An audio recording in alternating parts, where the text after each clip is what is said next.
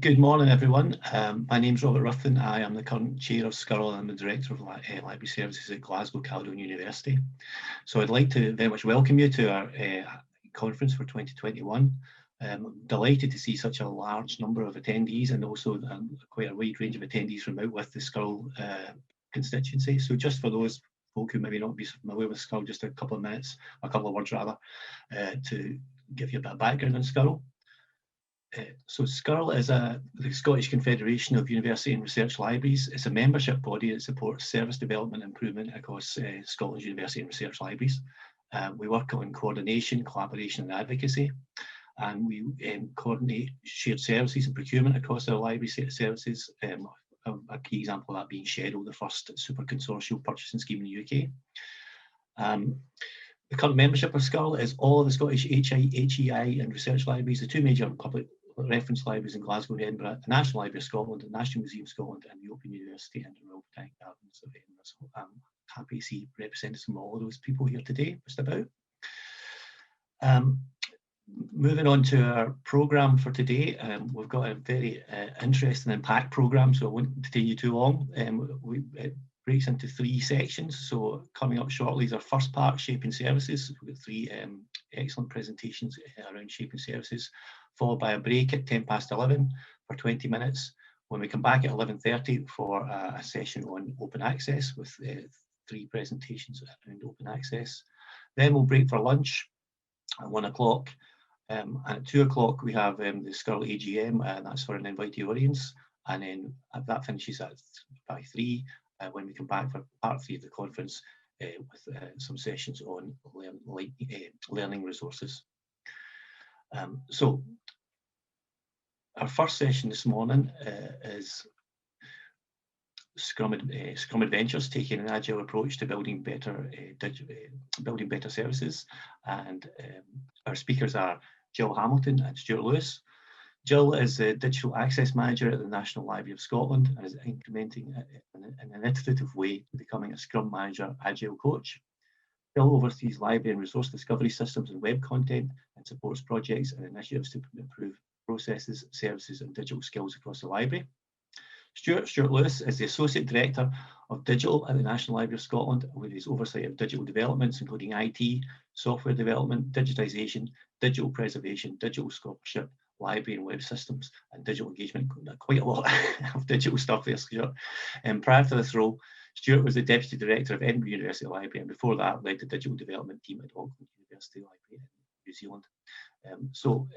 Just before we move on to Jill and Stuart's talk, just to say for everyone, if you've got questions, please use the chat function to ask your questions during the presentations as we go along, and then at the end of each session there'll be a chance to get those questions answered. So I'll hand over now to Jill to start your session.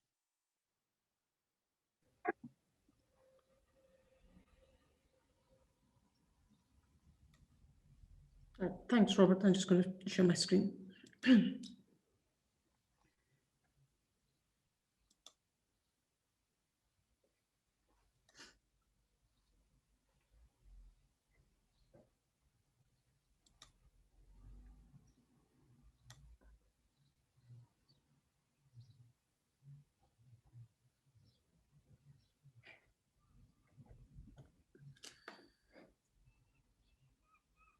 And hopefully you can see our presentation. Yes, can someone confirm? Yes, Jill, we can see that. You're not in presentation view though. Okay. Just a moment.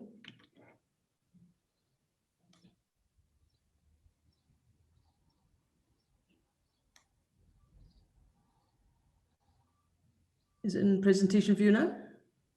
Still not. We can still see the notes element. Okay. I'm just going to stop sharing. That's your note. Oh, it just came up there. Oh, okay. Let me just share the screen again. Sorry about this, guys.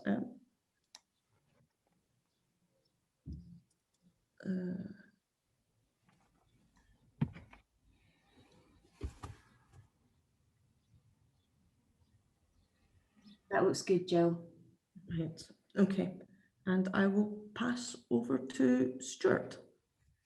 Yeah, good morning. Thank you very much. So great to be here with you. I'll apologise and I'll turn my video off in a second because I'm actually sat in the car and I'm on holiday in Dunbar, and so I'll turn my video off so you don't have to watch it all. But yeah, it's great to be here and sort of talking to you about some of the work we've been doing with sort of agile or formalised agile ways of working at the National Library of Scotland. So I'll present this, with my colleague Jill. If we can go on to the next slide, please, Jill. Fab. Yeah, so just we'll sort of split this really into three sections. So I'll give you a bit of background and context sort of about the National Library of Scotland, where we are, what we're doing, why we're doing this agile working. Jill will then move on to talk about the agile working, sort of some experiments that we've been doing, particularly around that, and some lessons we've learned from it. And then I'll conclude with a little bit about where we're going next. So just, I think there's 5 S's here to give you a bit of context about the National Library of Scotland. So the first is scale, just to give you a bit of an understanding about where we're coming from with this. So at the moment we have around about 330 staff and about 36 million collection items. So we're sort of a reasonable sized organisation. In terms of structure, we're split around 6 departments. So collections and research, which sort of is, as it suggests, where the collections are, where all the curatorial work happens. Collections management, which is the teams that look after those millions of items. The access department that make those available, run the reading rooms and so forth. The digital department, Robert sort of gave an overview of that at the beginning. External relations, and then business support. However, what you'll notice from this is all the teams are very much structured around function. So we're in teams based on sort of what we do and how we do it.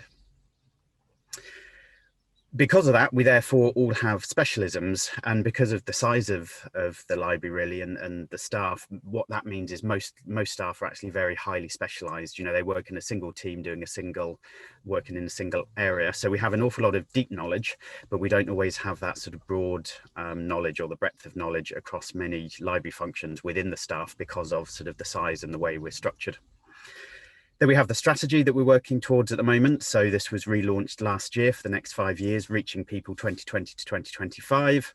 Again, it's got quite a few ambitious aims in it. So for example, there's continued aims from the last strategy, 2015 to 2020. So for example, where we said we'd have 1/3 of our collections in digital format by 2025. We're continuing with that, we're on track.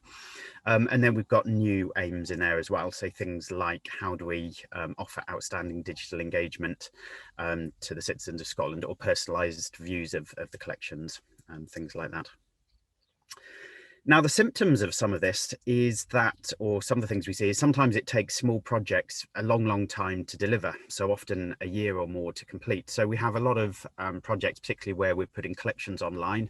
It might go to one team, let's say a curatorial team. It might wait there for a month until they're ready to do the project. They'll do their sort of maybe week on the project, and then they'll pass it on to the next team. Might go to a web team who've got to do some web writing. They might sit on it for a month or so till it sort of reaches the top of their to-do list. They'll then do their week of effort, and then they'll move it on to the next team, and so forth. And sometimes it can take sort of well over a year to actually deliver a project where each sort of team involved only needs to spend a week or so on it. And sometimes, you know, that's fine for very predictable and repeatable projects, but a lot of the projects we're starting to see more now are very complex projects where it's less obvious how we achieve the outcomes. And so we sort of really wanted to find a better way of working that could cope with that complexity, but also sort of speed us up, so we weren't taking a year to deliver something that really could be delivered in a couple of weeks. So we wanted a new way of working, and I say here for us because, you know, we're not exactly the vanguard here. There's a lot of organizations that have been working this way for a dozen years or more, but we started to explore within our department the formalized agile framework known as Scrum. So we formed a bit of a reading group, both with all the department managers within the digital department, but also the senior leadership team. A lot of them read the book as well. We read this book by Jeff Sutherland, who's one of the original developers of the Scrum framework, The Art of Doing Twice the Work in Half the Time. So I always recommend to everyone you rip the front cover off, because it's a bit sort of business talky, sort of that about offering what you're going to achieve from it. But when you get into it, it's a really good book. However, having done all that, we had a lot of questions about how you actually put that into practice. We tried to supplement that a little bit with sort of courses. So a lot of the digital department managers went on different ad hoc training courses, whether that's around Scrum, Agile in general, product management, things like that.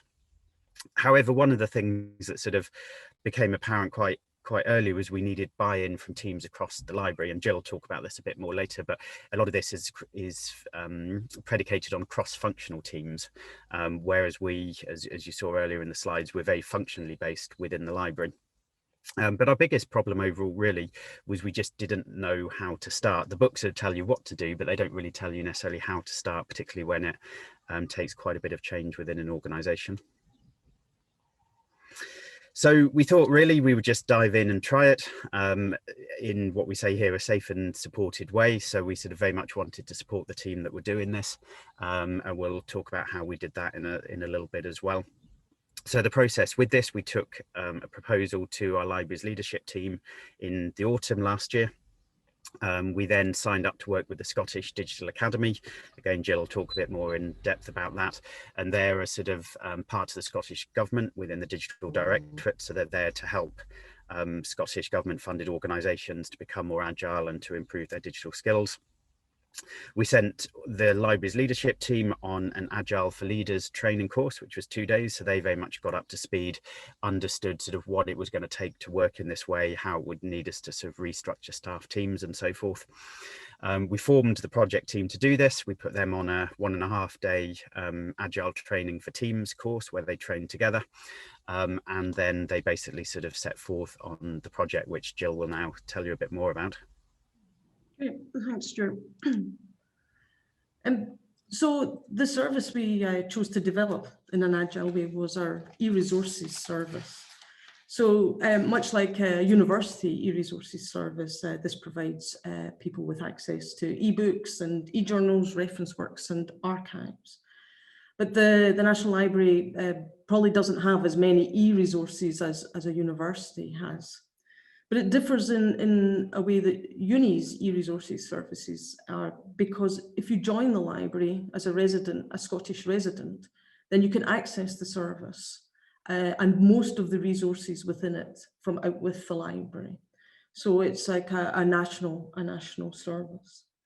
So the service hasn't really been, it was developed about 10 years ago and has only had occasional updates to it. So it's starting to show its age. So Stuart tasked us with his exact words were, show e-resources some TLC and use Scrum to bring about the improvements to the service.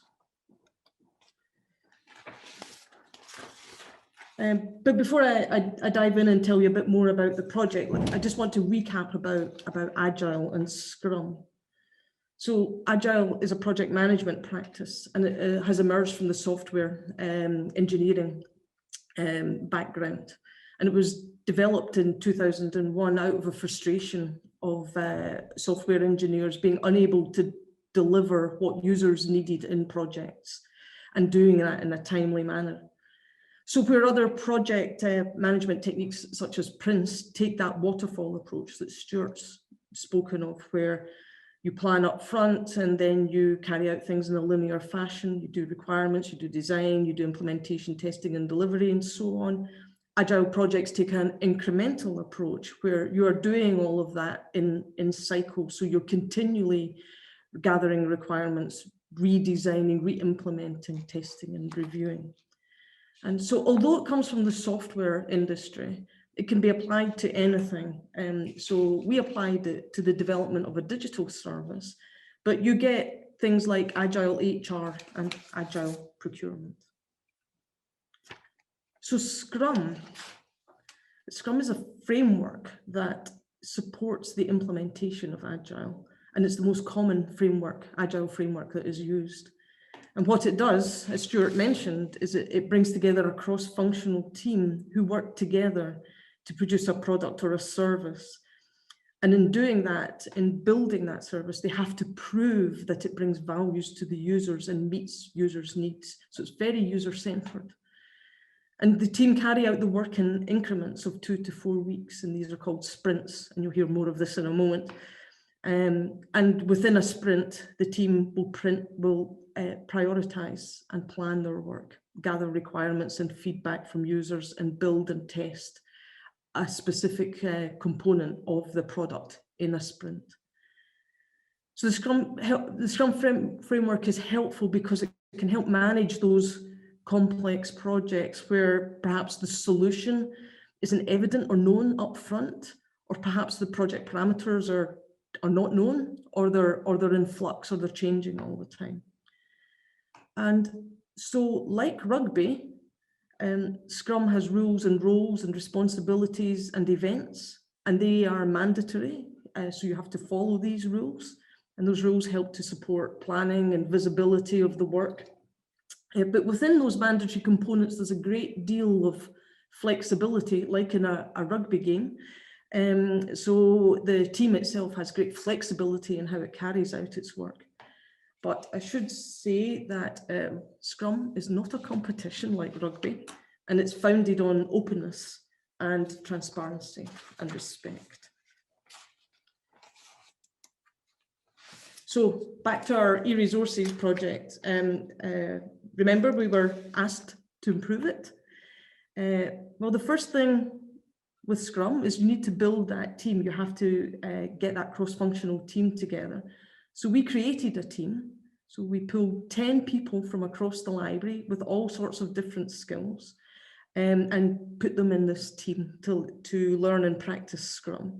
So in that team, we had people who were software developers, folks with marketing expertise, graphic design, user research skills.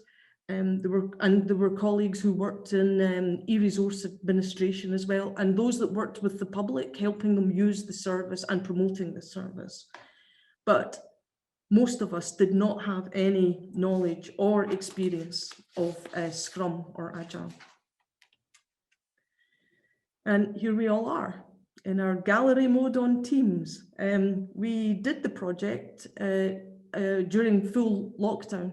Normally you would run an Agile or a Scrum project on the premises, all in the room together, but we had to use Teams. So this is all of us, but there down in the bottom left is Dean, who is from the Scottish Digital Academy, that branch of the government, Scottish government. And Dean is our Agile coach. And he worked with us to help us learn Scrum and learn how to work within Scrum and help us think about our work. And he was with us for much of the project. And as the project started, we started to adopt, I mentioned these roles, so we started to adopt our roles in the team. So up there on the top row with the glasses on is Angus. And Angus is the product owner, and he was responsible for working with the stakeholders and the users to gather their requirements, but also is responsible for explaining the vision of the product to the rest of the team. And there I am looking contemplative on the second row. I was a Scrum Master, and my role was to help the team function within the Scrum framework and to remove barriers from them carrying out their work. And everyone else, apart from Dean, the coach, is called a developer. And they're not all software developers, but that's what the team is called. And they are responsible for developing and delivering the product.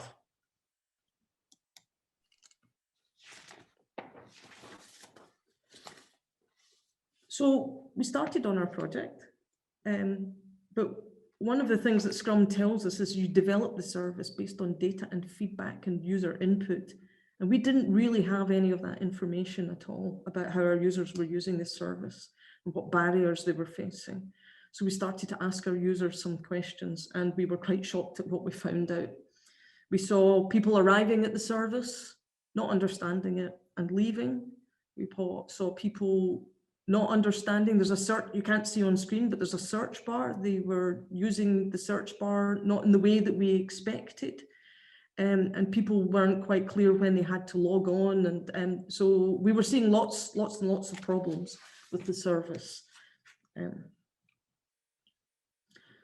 So what we did is use Scrum to help us think about how we could bring about improvements to the service. So we had all of these problems and issues, and we had a vision of where we were trying to get to. So we used Scrum to help us with that. So that list of things that are issues or where you want to make improvements is basically just a big long list of problems, and it's called a product backlog. That's just the Scrum name for it. And Angus, our product owner, is responsible for sorting that into order into what will bring the most value to a user of a service. And then the team pulls items off that product backlog, which is prioritized into highest value, into another list, a shorter list, which is for the sprint. And the sprint, our sprints were lasting 2 weeks. So it's a burst of activity for 2 weeks where you work to bring about improvements. So the team pulls over a list of things into the sprint backlog, and then they plan the sprint, what they're going to do for the next 2 weeks, carry out that sprint. And at the end, so in the sprint, they're doing all sorts of different activities. At the end, they do a sprint review and invite the stakeholders to look in what had actually happened in the sprint and what progress had been made, and then ask for feedback on that. And the last thing in the sprint is a retro, where you reflect on what went well in the sprint and what didn't go so well, and what you might seek to improve in the next sprint. And every day we would have a stand-up where the team would come together and we'd talk about what we each did the day before and what we were planning to do today. This is all based on the sprint backlog, and if we had any barriers to our work. And the daily stand-up just helps to keep everyone informed about what's happening in the project. So if you're unable, maybe you're on leave one day, you come back in and you catch up really quickly. So the sorts of things that we would do in a sprint might be to consider what needs users had and think about how we might, for example, build a prototype that might help us think about how we address those needs. So here is a prototype that we built. So on the top, we've adjusted the text here, hoping to make the service more understandable. And then there's a box on the top right, which we know people are struggling with the service, so we're offering up a means of contacting us and getting more help about the service. And then there's a set search box, and we know that people understandably expect to use the search box to find anything in the e-resource service, but that's not what the search box is doing. It's actually searching e-resource metadata. So here we're trying to articulate what that search box is doing. And then we were experimenting with graphical design of the categories. That's in the popular subjects section there.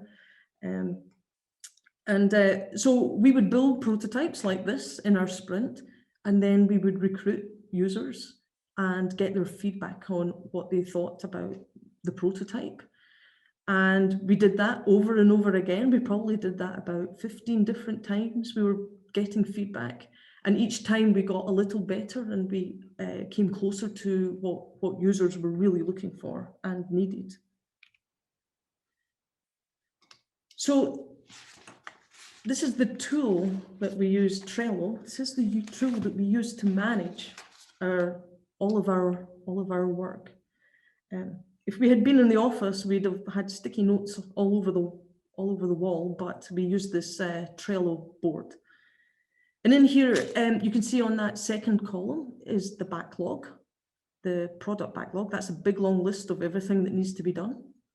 And then we're in sprint 4 in this Trello board. You can see there's not so much in the sprint backlog on column 3. That's because we're quite far into the sprint. And we're doing quite a lot in column 4, and we've also done quite a lot in column 5. So we monitor all and make visible all what we're doing. And each item on those columns is a Trello card, and it has more information within it. So for example, here's a card that has a user story, and a user story has a particular structure that helps us understand a user need. So that someone has a particular role and they have a need so that they want to achieve a particular goal. And this one is about a member of the public wants to ask a librarian something because they're having a problem with the service. So with this user story, we take that need and then build some tasks around it that is how we might address that need. So here we're looking at rewording the text and redesigning the page and so on and so forth.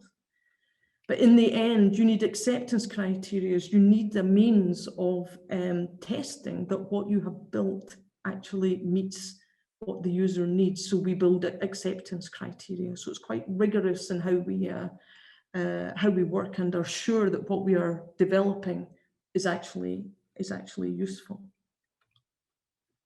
So this is at the end of the first sprint. This is what we delivered. And at the end of the second sprint, so this is 2 weeks later, this is what we delivered. So you can't see any change there. And for sprints 3 and 4, this is what we delivered.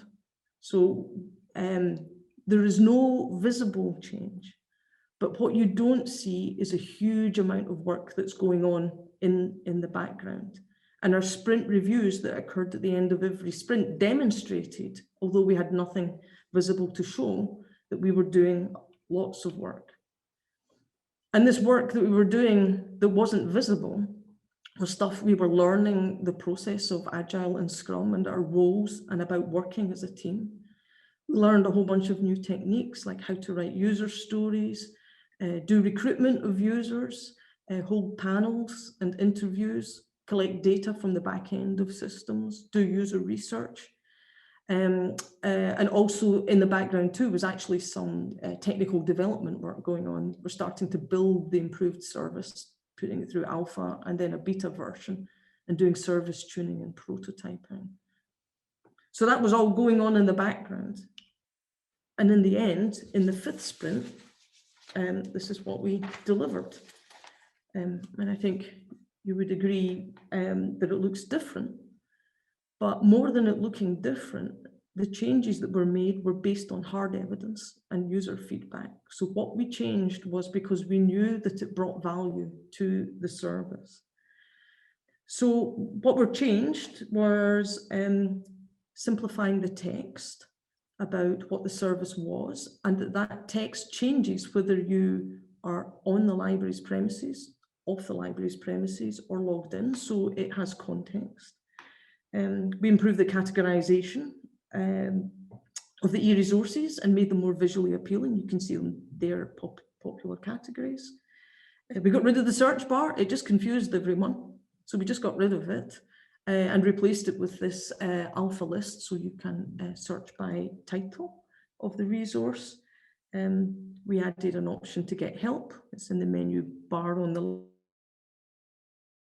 left. We improved the menu. We improved the getting started page, and we made improvements to all of the descriptions of all of the e-resources. So, and just real quick, as a Scrum Master, I observed an extraordinary change in the team of 10. We were all shy at the beginning and not really sure what was going on. By the end of the 5th sprint, we had developed so many new skills. We thought of users all the time. We were really brave. We're not afraid of risks. We were super motivated, and we were trusting each other all the time. So very quickly, we built this extraordinary cross-functional team that helped each other out to do their work. I mean, there were some anxieties, the stress of working in a fully digital environment was exhausting to us, and it made us quite tired. And we worked 60% of our time on this project.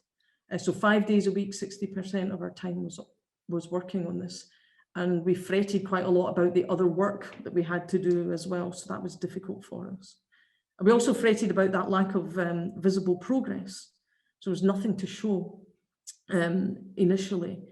And also we were worried in the end about the continuity of, we had all learned Agile, we'd learned Scrum, we delivered a service, made the improvements, but then like, so what? So we did this, and perhaps I can pass back over to Stuart then to finish up. Yeah, thanks very much. So yeah, it was a really, really interesting project, as Jill mentioned, and I think, you know, it helped answer a lot of questions for us. Believe it or not, I think if you'd have asked us at the beginning of the project who owns the e-resource service, no one would have been able to answer. Either lots of teams would have said they did, or no team would say they did. So it sort of really focused on things like the cross-functional elements and needing all the people together. And we'd never really studied e-resources in the same depth as we had, and we learned so much from that. You know, e-resources, I think, you know, we get used to them working in libraries, but as soon as you actually start thinking about them from the public's perspective, you know, they are a wickedly sort of complex project, really, to explain, particularly all around the sort of terms and conditions and access rights and so forth. So very quickly then, just where are we going next? So obviously we see benefits from this. It was a great exemplar project. We learned a lot from it. Everyone was very positive about it. However, there's a few issues that sort of came up. So one of the things was a perception that, you know, team leaders would say, but you're taking my staff away from their day-to-day work. They're not able to do the work that they're in the library to do.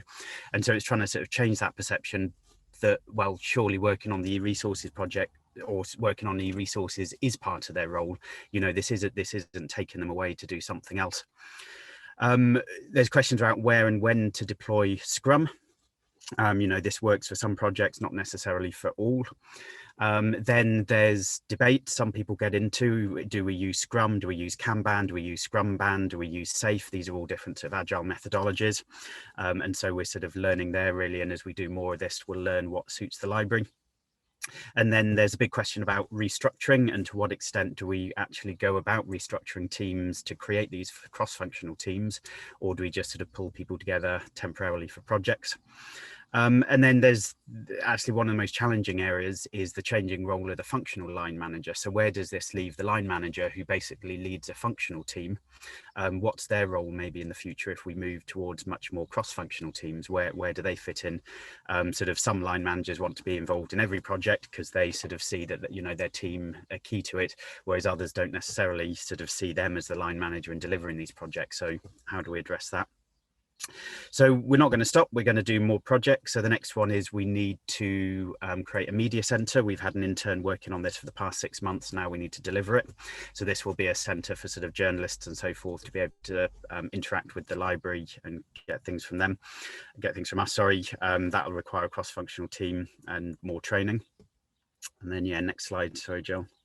And then, yeah, looking at how we move towards this in the longer term, so that it does become the day job for people. You know, working on these services is what they see themselves in work to do. But then what's the impact on the functional teams and their day-to-day work? You know, as we say, it's great for complex and evolving services. So we're going to be using this approach for things like where we deliver outstanding digital engagement, where we don't even necessarily know what that means right now.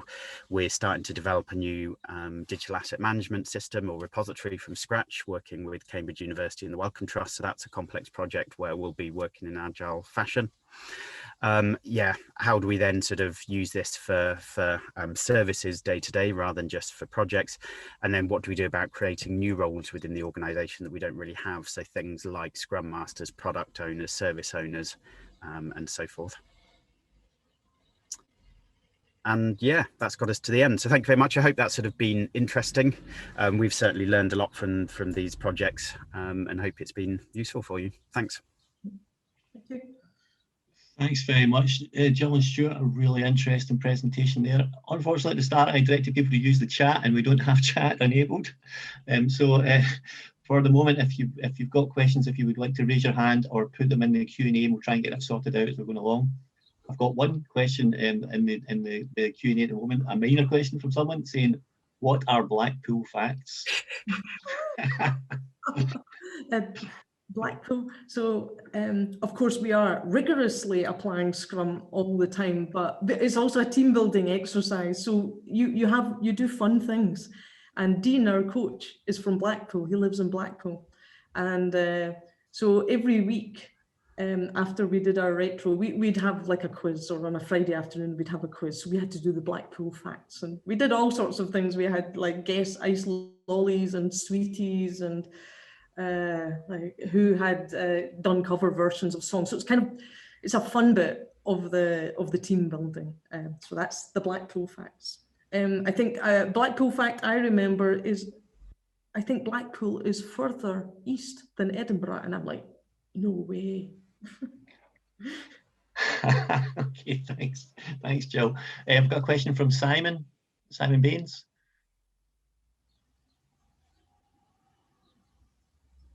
I don't know if I'm able to let Simon speak. Can you sort that for me, Jill? Gillian, or not Gillian, Jill, other way around. And I'll just get that. Yeah, I'll Okay, just. no, sorry, Gillian, on you go. No, after you, Robert, I'll just sort Simon out just now. Okay. We've got another question that's come in from Liz Pinnell. I'd be interested to hear any more comments on changing role of line managers and how that might evolve. Would you have people managers and project managers?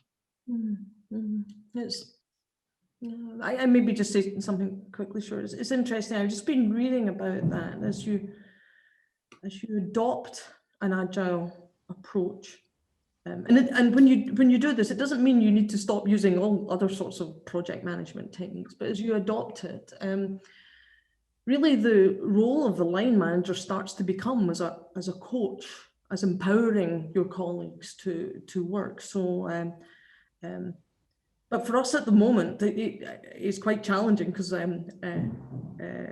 we are all being line managers, but then we're in these teams, and I am a line manager, and it was difficult in the team. So I was a line manager of one of my colleagues, but when you're in the team, you may not line manage them because everyone is equal in the team. So in a cross-functional team, one of the things that is recommended is that you don't have line managers overseeing people in the team, which can be quite challenging if your organization is small. Don't know, Stuart, if you had anything to add? Yeah, I don't know. I mean, I think it's one of those where I was going to say, come back next year and we'll tell you where we've got to. I think, yeah, things are going to change. I think it has the potential to sort of flatten the hierarchy a little bit as well.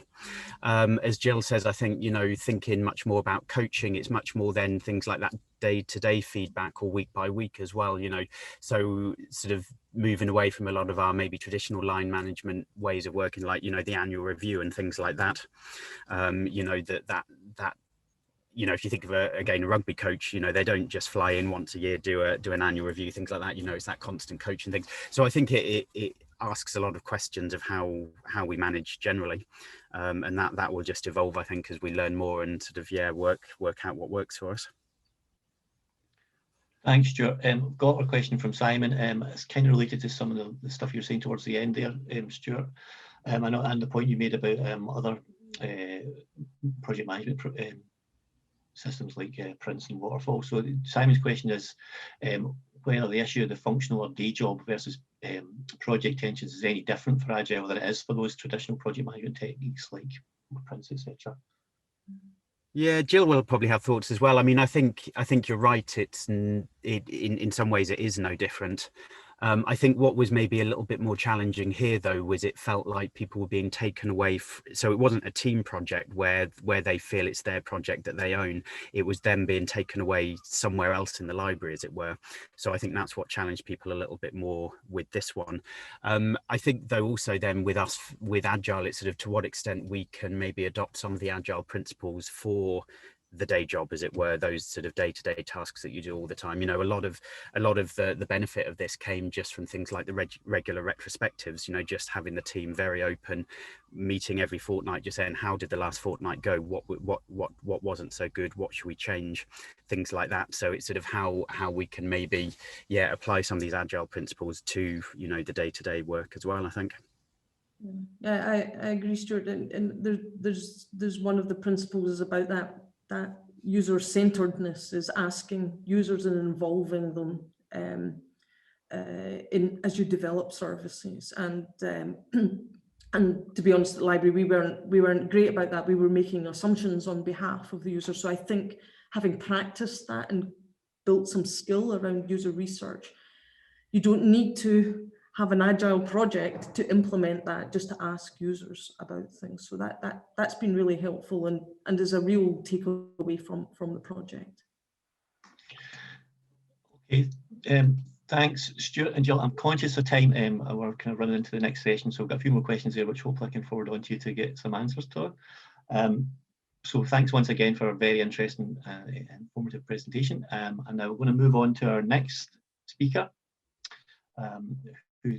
it's Dr. Elizabeth Andrews, whose talk is entitled "It's No Use Going Back to Yesterday Because I'm a Different Person Then. What Changes Drive the Future of Libraries?" Beth is the User Experience and Communications Manager at the University of St Andrews Library Museums. She works to find effective and innovative ways to engage and reach audiences, as well as researching whether services and spaces meet the needs of students, staff and visitors at the University Library. So Beth, if you would like to, if you're ready to begin, off you go. Just before you begin, we're still sorting out the chat, so please, if people have got questions, just put them in the Q&A for just now, and hopefully get it sorted on. So over to you, Beth. Okay, thanks, Robert. I'll just share my screen. Okay, hope you can see that now.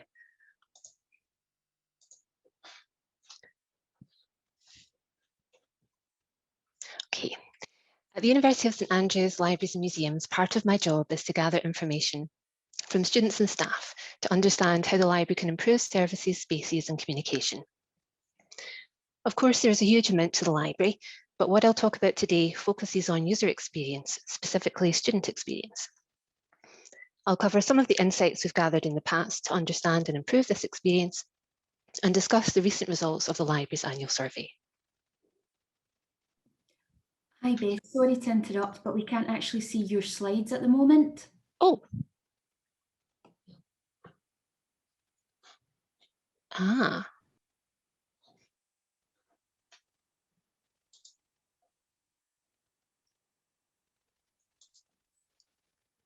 That worked. Thanks so much. Sorry.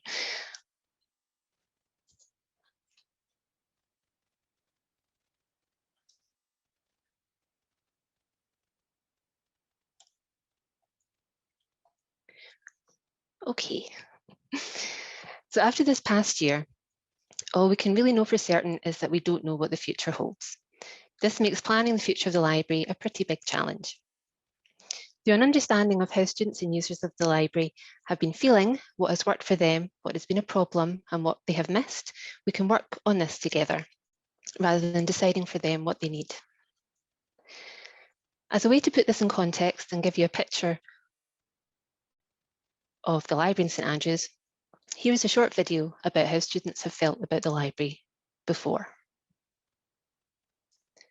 Please let me know if you can hear the sound for this.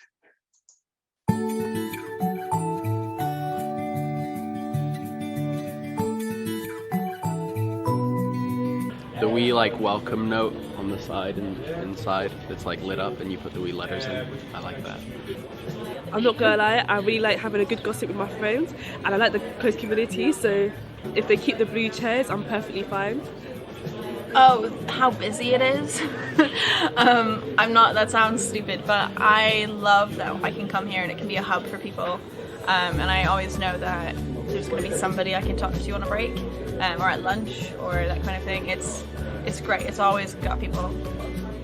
I really like the layout. I like that downstairs there's room to chat, so you can stay here all day and work really hard upstairs in the silent section, and come down here if you need a break or to see some friends. And it's quite a social area down here, so I wouldn't change that. The atmosphere of the library, I think it's nice that it is quite a study environment, but also the ground floor is quite nice just for group projects and things like that. I think it's a nice place for studying, no matter what type of studying you need to do. I hope they never get rid of the books.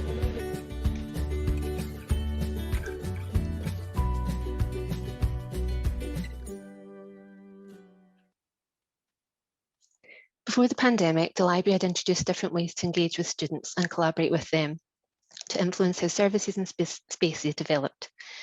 In the video, you see a glass board, which was one of the most popular additions. Students use this to give feedback, answer our questions, or just start conversations with each other. These interactive and community elements have become increasingly important, and feedback told us they were appreciated.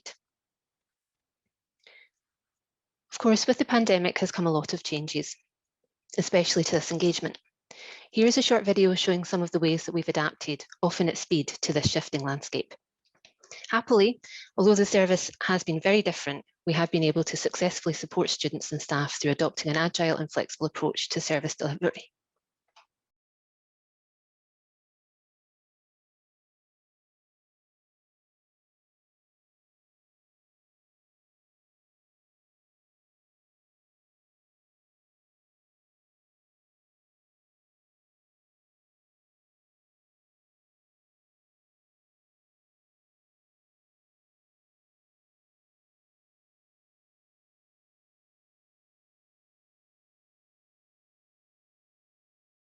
There's quite a difference between the way students discussed the library in the first video and the changes we've had to make. I hope that recognising this gap and knowing what continues to be important for students and how they have amazingly adapted to these circumstances can help us understand how to move forward. Because we were carrying out ongoing work to understand our users, we knew that a big part of what students and users loved about the library was going to change as we went into lockdown in March. The community that had built up around the space, our connection with students through innovative feedback engagement, book displays, excellent customer service and relationships were abruptly altered as our priorities moved to student and staff safety and core readings. As the summer approached, we worked with student groups to understand what we could do in the circumstances to help them to continue to feel connected to the service.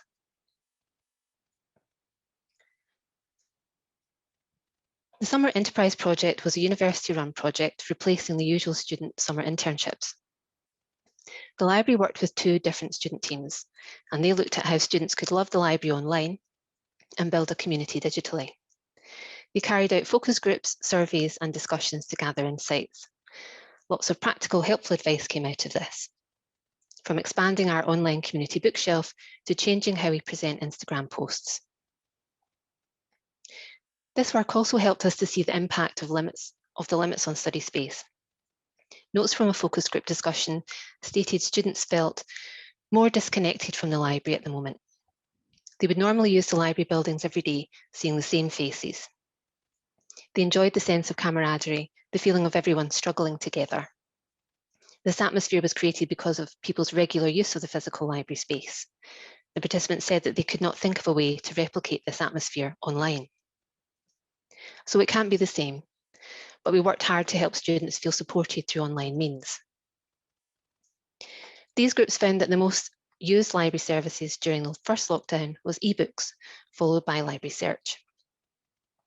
Although always critical services, the focus was now firmly on providing access digitally to as much as possible. With digital being a priority, we wanted to make sure the human side of the library wasn't forgotten. Taking on board the advice from these student teams, we developed regular, consistent communications using central university channels and social media campaigns, as I know many other libraries did, to remind students of the people behind the service and their pets. The Enterprise programme examined student engagement with social media, and they told us that it helped them feel part of a community without feeling overwhelmed with information. They liked to see reassuring messages and were even grateful for the posts on social media. So we reached out to colleagues to take their own photos and then shared them on our social channels so that we could introduce the faces of the library.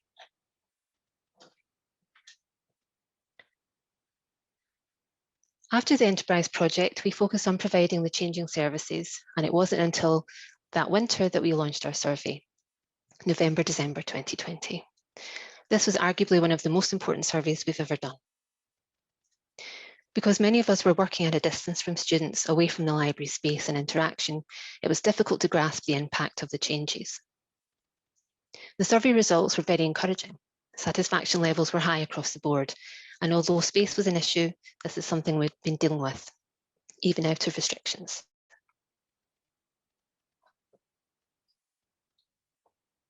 Sorry, there's a lot of information on this slide.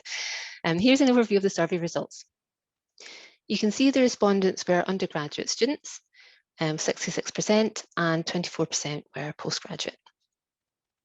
We got 601 responses in total, which is nearly a third of the number we were used to getting. So still a good number, but not as much as we were used to. Satisfaction was high with access to resources and ways to get in touch. But although students felt supported overall by the study space we'd made available, drop-in and bookable spaces had lower satisfaction levels. To understand more, we analysed the comments, coding them into categories and discovering themes. Looking at the free text comments, the top concern was again lack of space, with the driver being the need to have somewhere other than their room to work. A thread running throughout the comments about space, click and collect and scanning was that students felt a lack of flexibility and control. They were used to library buildings open until 2 AM, where they could come and go as they wanted, popping in to grab a book from the shelf at the last moment and doing their own photocopying and scanning.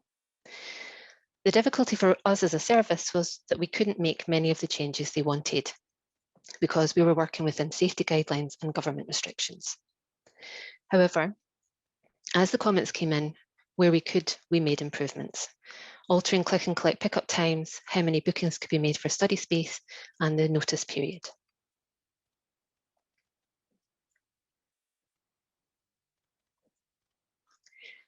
Here's a sample of some of the comments we've received on these different topics.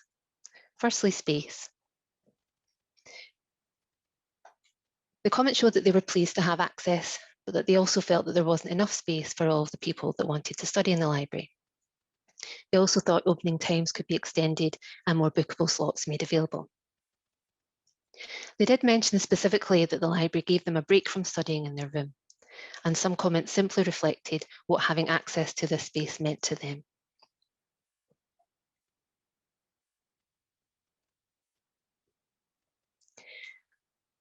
Most students were satisfied that the library provided the resources they needed, but again, comments showed that the choice and autonomy are very important.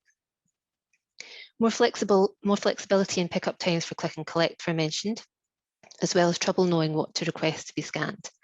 This suggests they miss being able to look at the books and get them themselves. The importance of electronic access and need for more material to be available was reflected. However, we can't say that this shows a preference for electronic material, as access to physical books was very popular, and actually most comments were about click and collect in this category.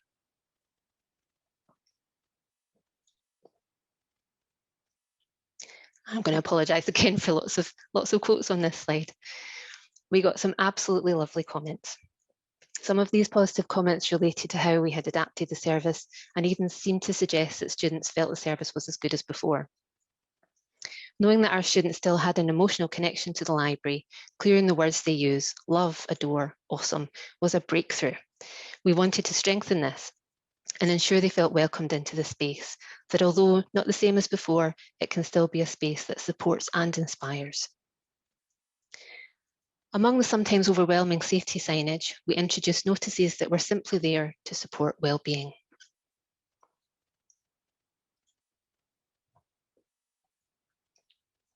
We've displayed new posters which we hope will lift their spirits and make them smile when they come into the library space.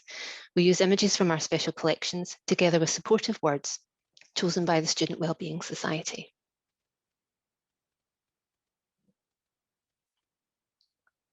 Let's turn again to what they missed. From the comments in the survey, the key thing students missed was freedom from limitations. Flexible, autonomous access to space and resources.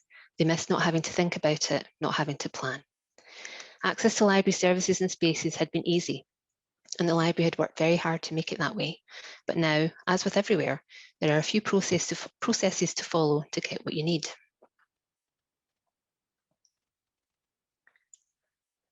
Where the space was filled with noise, movement, coffee and donuts, now students had to make an appointment to visit, and there were many more rules to follow.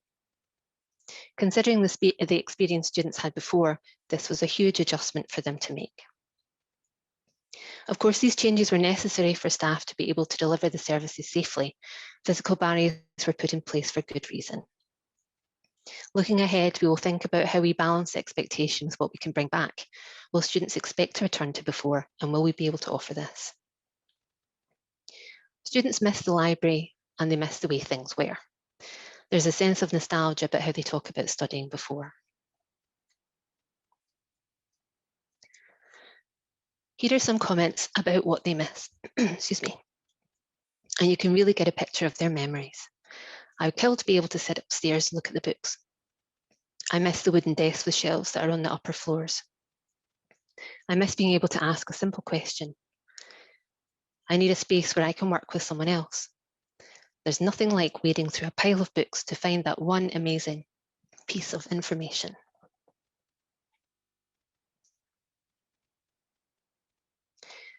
Delving deeper into the feedback, here are some areas where people were less happy.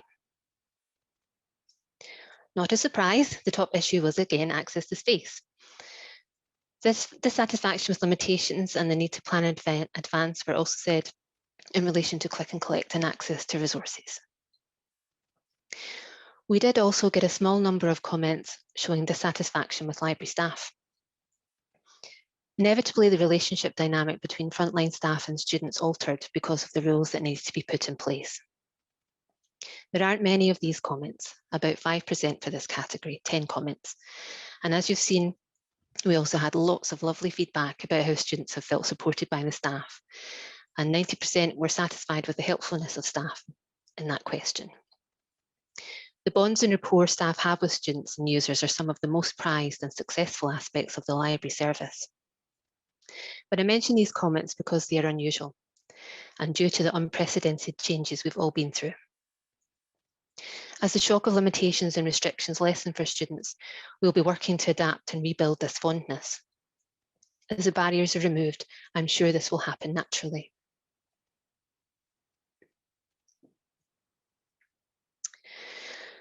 These areas of dissatisfaction help us to understand what is critical when students are studying. I'll now turn to the change in teaching delivery. Our survey asked how dual delivery, working both in person and online, affected study space needs specifically. We found that students needed space more, not less, which might have been assumed, and they reiterated that alternative to studying at home. The spaces they describe accommodate many different functions. It has to be quiet so they can concentrate, but they need to be able to speak in online tutorials. They need privacy, as lectures may cover sensitive content, but the space also has to be flexible and somewhere that they can wait for their in-person classes. There is a reliance of managed, organised space, even for waiting areas. It's no longer possible to find a spot in the building or sit in a cafe to catch up on some reading before a lecture. Aside from the challenge of space, we did find that students considered this mode of study beneficial. Some students preferred having their studies online or a mix. They found it helped them. Although they didn't specify why in our survey, simply saying it's innovative, easier to handle my tasks, helps a lot in the study process. So this could be for a range of reasons. I'm working with a student intern at the moment to find out more about these benefits and how they might influence the ways the library supports students.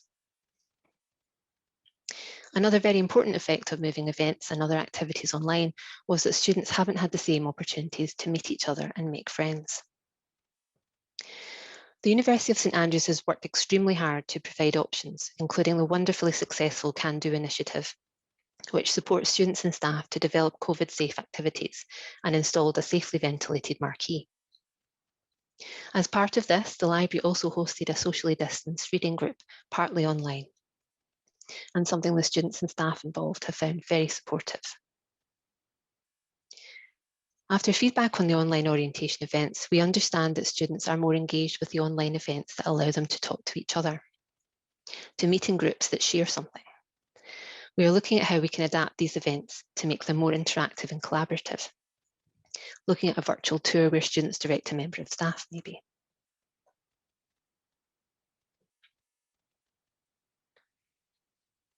There will be many uncertainties and unknowns as we come out of the recent restrictions toward a return or a new beginning.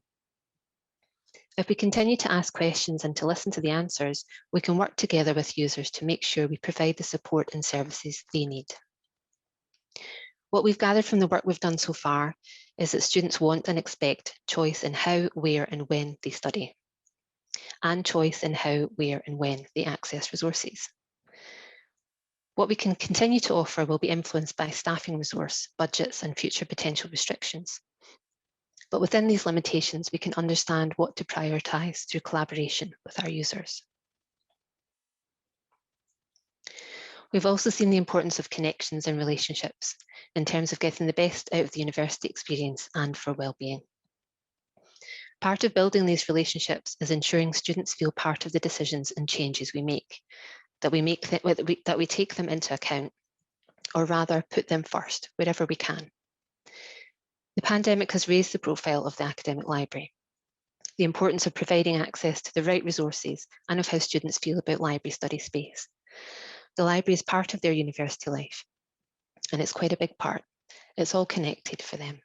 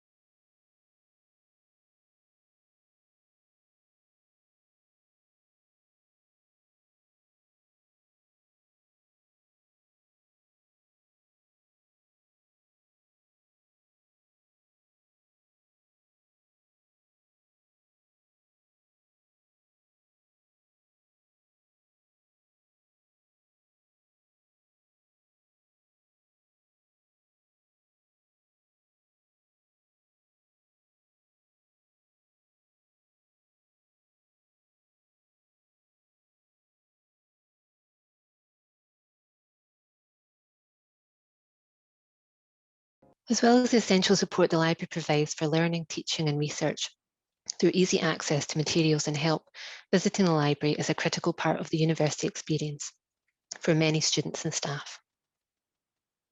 They've told us many times that it's like a second home, and it's where they meet people, where they feel inspired by collections or motivated to work because they're all working together. But it's also part of the memories they make and revisit. When we think of the future of the library, we must think about the past, how far we have come to establish the services and spaces as central and loved. We must think about the present, the importance of online and digital working and learning, as well as how recent life has impacted the perception of the library and its relationships, what memories have been made, and of how we want to go forward, working together with those we support. What do they need and want now? That's the end of the presentation. Thank you very much. I'll stop sharing my screen. Thanks very much, Beth. Really interesting. I'm sure a lot of us on this conference will be recognising a lot of the stuff you've been doing and the sort of very familiar themes with a lot of the work in our own libraries. Very impressed you managed to get that amount of input in your survey, something we've definitely been struggling with in the last while. And on that point, a question from Simon Baines about surveys. Did you conduct other student surveys as well? How does the library survey work connect with other student experience research? And Simon at Aberdeen, he fed into an institutional student experience survey which ensures they're joined up but limits what they can ask specifically about the library. So did you have those kind of issues? We have to make sure the timing of our surveys is managed so that we don't interrupt any other big surveys, the NSS survey or other work. There's a lot of survey work going on. There has been a lot of work that the university's managed, but ours was kind of complementary to that. We didn't feed into the same surveys when we were allowed to have our own. We are allowed to have our own annual survey, which is invaluable, really, to understand the users. We also, well, the STEP, the Summer Enterprise Project, was the other kind of feedback and customer insights work that we did, and we also did an online focus group, but it was more challenging to get the time really to do that work, and the survey was really the bulk of what we did, but that can now help us going forward. It can be like a springboard. We can delve deeper into the information we've got from that, and as I say, I'm working with a summer intern, student intern just now, who we can pick up those topics with, and she can do focus groups and other interviews. Thanks, Beth. Have we got any further questions for Beth? Just pop them in the Q&A. I just want to ask about, there's lots of initiatives. I mean, I really like your kind of positive messaging around with using the special collections images and all that sort of thing. Is there things that you've learned that you're definitely going to take forward once we're out of the pandemic? Yes. Having a lighter touch with social media, for example, was bringing the human side of the library into that a little bit more was really successful, and I think it was something positive for the staff to do as well. And having clearer, more regular communications, not having to wait for special news to put the information out, but just keep that contact going regularly, and making sure the students and the staff knew that we were still there, even though we weren't physically present. We were still there for them. Was a big thing, and something that can work in and out of restrictions. But yeah, really that relationship is so important, and it was so wonderful to see those positive comments when they came in through the survey to say, yes, they still have that connection with us, they still feel that way. And we hope we can build that with the new students that came in that didn't experience the space or the library the way it was before. But there's so much, there's so much to carry on doing and develop. Okay, thanks a lot, Beth. Thanks once again for your presentation. And thank you. Tremendous stuff from St Andrews. So we're now going to move on to our next speaker, who is Professor Hazel Hall. The title of her presentation is Connecting, Collaborating, Creating in COVID-19, Building a Network of Library and Information Science Researchers and Practitioners During a Pandemic. Hazel is Professor of Social Informatics within the School of Computing at Edinburgh Napier University. She's also docent in Information Studies in the Faculty of Social Sciences, Business and Economics at Abo Academy, Finland. Hazel is active worldwide in library and information science research, with her main research expertise and interests lying in information sharing in online environments within the context of knowledge management. So if you're ready, Hazel, I'll pass over to you.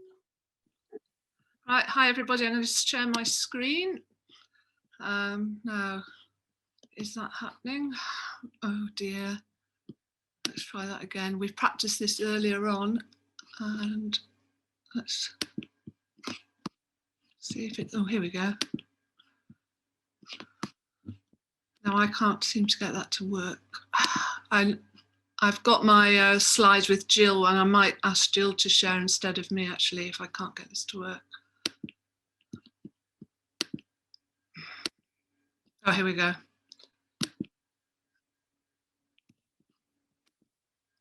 Right, okay, I can now, according to me, I'm screen sharing. Could Jill confirm that you guys can see it as well? You can see that, Hazel, that's fab, thanks. Okay, right. I'm not sure why we're on this particular page though. Hang on. Yeah, I seem to have come into the middle of the presentation, but here we are. Anyway, Okay, so hello everybody. I'm really pleased to be invited to speak today about the Rival project, which finished just in this March. I'm going to be talking about three things beginning with C: connecting, collaborating, creating, starting off actually with a little bit another C, which is context. Thanks for the introduction, Robert. If you dig deeply enough in the online content about me, you'll actually see that I was originally an academic librarian.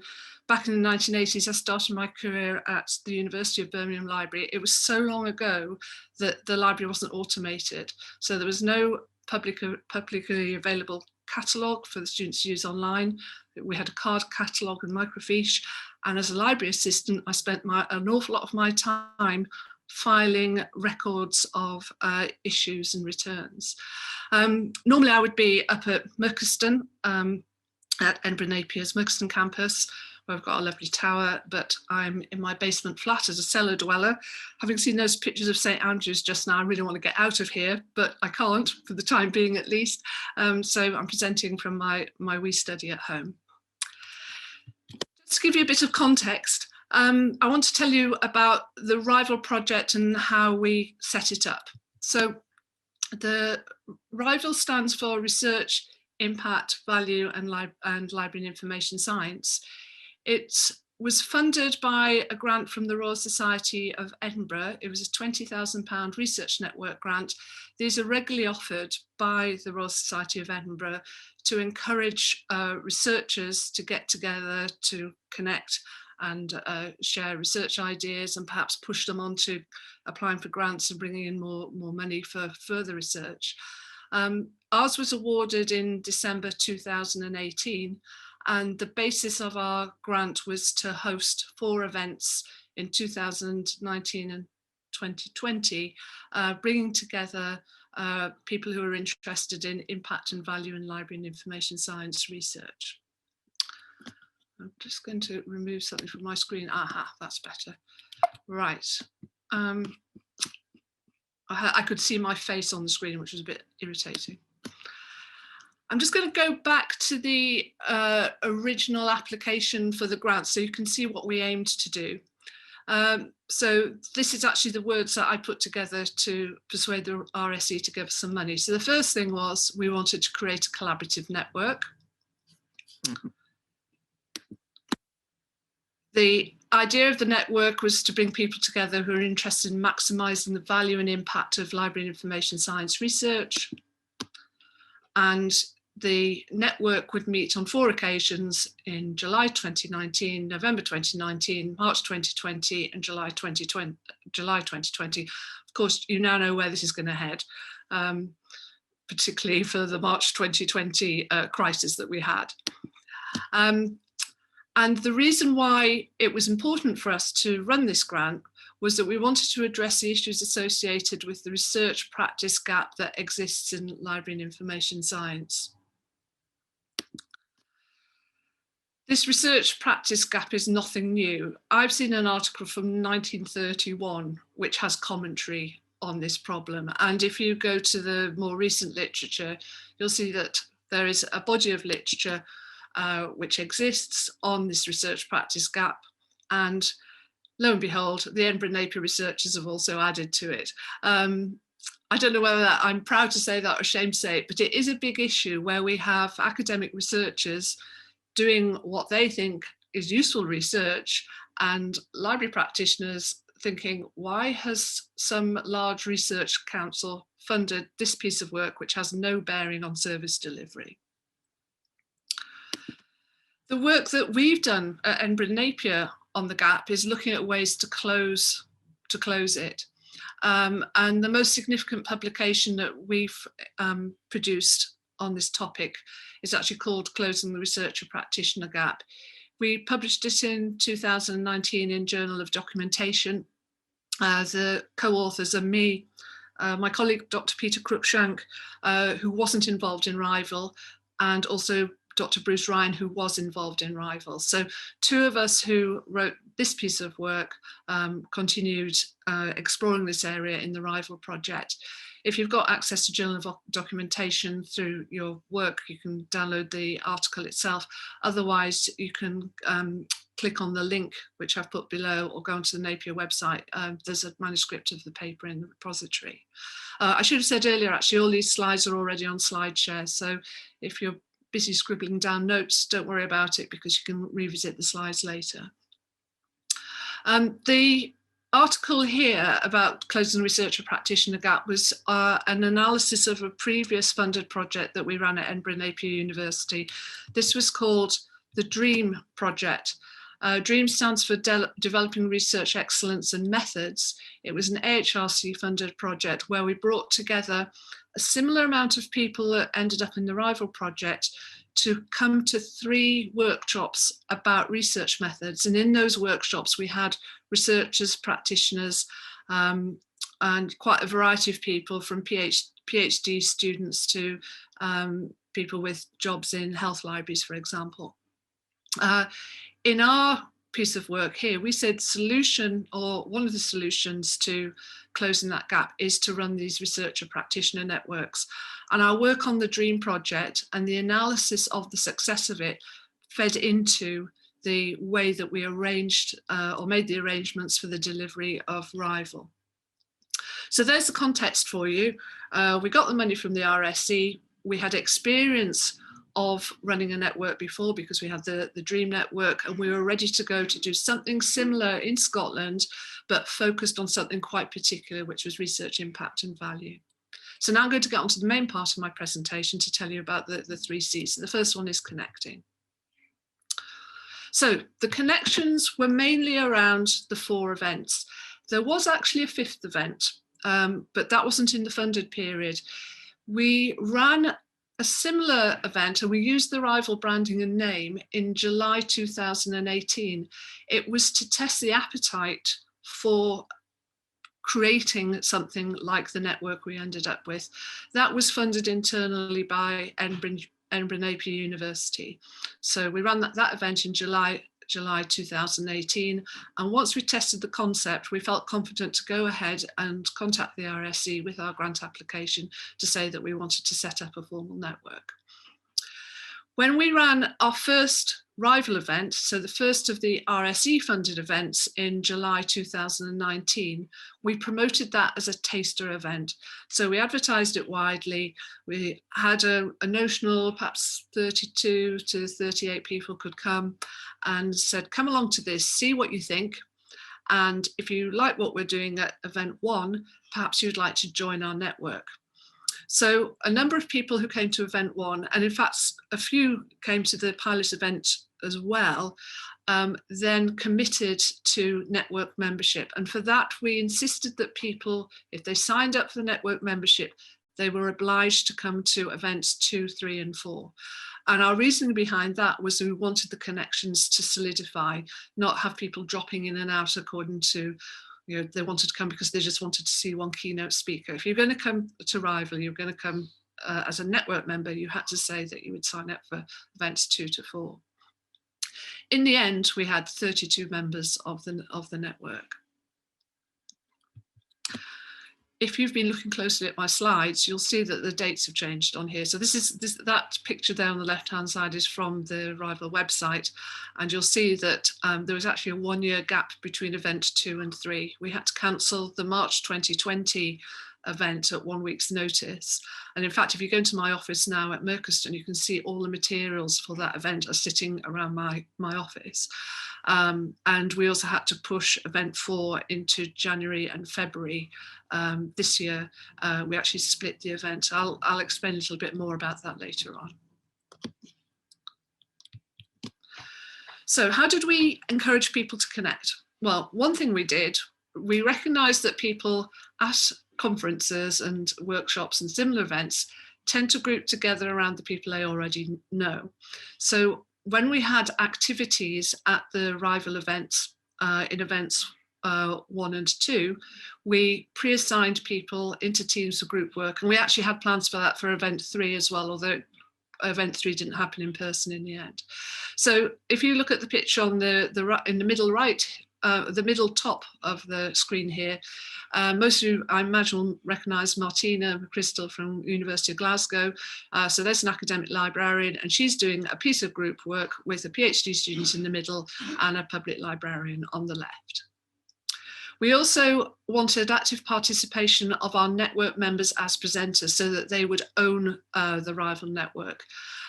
So we had a series of research into practice case studies, and for one of those, you can see on the left, that's Sean McNamara of SILIP Scotland. As a network member, he was also an invited presenter for one of the rival events. We had strong representation of network members on our project board and on our event steering committee, our event 4 steering committee. Event 4 was a little different from events 1, 2 and 3, and I'll explain about that later on. That was so that the project wasn't driven by the academics, as in me and Bruce Ryan, and was able to respond to the needs of the practitioner community that formed part of the network. And the other thing we did was included optional post-event social time. We did that at event 2. The picture in the middle at the bottom shows us in the St Cecilia's Hall in Edinburgh, having a look at the museum collection there, and we actually went to the pub afterwards as well. We would have continued that in events 3 and 4 if we'd been able to meet in person, but obviously that wasn't possible due to COVID. As well as connecting physically with the people who were actually members of the network at events 1 and 2, we made it possible for outsiders to connect in real time to the delivery of our events. So on this screen here, on the right-hand side, you've got a description from the rival web pages of a presentation, which is a research into practice case study with a researcher from Strathclyde University giving a presentation on her research, and a librarian from the University of West of Scotland doing the second half of that presentation, explaining how she used the research done at Strathclyde University in her own practice. On the left-hand side here, we've got the Twitter feed, which was being generated as Diane and Laura gave their presentation. So that offered the opportunity for people outside the rival network to connect into it as well. And there was quite a lot of Twitter activity on the dates of our events. I'm going to talk about collaborating now. So the collaborating in the initial rival programme development, so this is events 1 to 3, we started off with the ideas of the Napier project team. So that's me and Bruce Ryan. So we did a skeleton of how we thought events 1 to 3 should look. Then we had a rival project board, which brought in people from across the different sectors represented in the rival network. So Ines from the National Library of Scotland, Martina from the University of Glasgow, Paul from Edinburgh Libraries, and Andy represents the group of rival network members who weren't in traditional library roles. So we had people from the professional bodies, for example, and a couple of independent researchers, and Andy himself works for a company. So they provided advice on the arrangements that Bruce and I thought would make sense for events 1 to 3. And in the end, we had various sessions at events 1 to 3. We would have a keynote for each. We had these research into practice case studies, like the one I just mentioned on the a little bit earlier, where Dan Pennington and Laura Cagnazzo from at Glasgow University and Strathclyde University. I've got those the wrong way around. Let's start again. Diane from Glasgow, Diane from Strathclyde. And in fact, I'm getting completely the wrong university here because I think that Laura's from Glasgow, Caledonia. Let's just backtrack a bit. We have a researcher and a practitioner delivering a case study, so showing how you can use research into practice. So we had at least in events 2 and 3, we had 4 of those, and in event 1, we had a kind of proxy one of those case studies. We also had structured network building activities. So those were putting people into the groups for group work. Some of these were quite informal, like quizzes. Others were about looking at one another's skills and interests. And at each of the events 1 to 3, we had an unconference half hour. This is completely unplanned. a half-hour session where on the day people would volunteer to talk a little bit about their research or their practice. For event 3, because we'd gone online by that point, it was actually semi-planned. We asked for some volunteers ahead of the time so we could collect slides, for example, or videos to present to people. A collaboration around event 4, I'm going to come up to that in a bit because it was different from event 3, events 1 to 3 rather. So now I'm going to talk about the third C in the presentation. This is about the creation. What did we create as we went along? So we created many resources, lots and lots of resources, all online at the website. So there are slides, there are videos, there are blog posts, there are posters. I'm not going to run through all of them, but if you're interested in research, impact, value, and library information science, go to the website and you'll find lots of resources. On top of that, we made a directory of our network members so that if you wanted to contact somebody after the event or before an event, you could easily do so. So for example, here you've got the little profile for Jill, working at National Library Scotland with her email address, a Twitter account, and she talks about here her library information science skills and interests. And we'd gathered that information at event 2 in November 2019. We also did a map of our network members. This is interesting here. You can see the spread of our network members. The person the furthest north was in Orkney, a public librarian from Orkney. And in the south, we had somebody from Dumfries. Quite a big cluster though in the central belt. From this map, you can also see that we've categorized the members as academics, academic librarians, public/school librarians, and other specialities.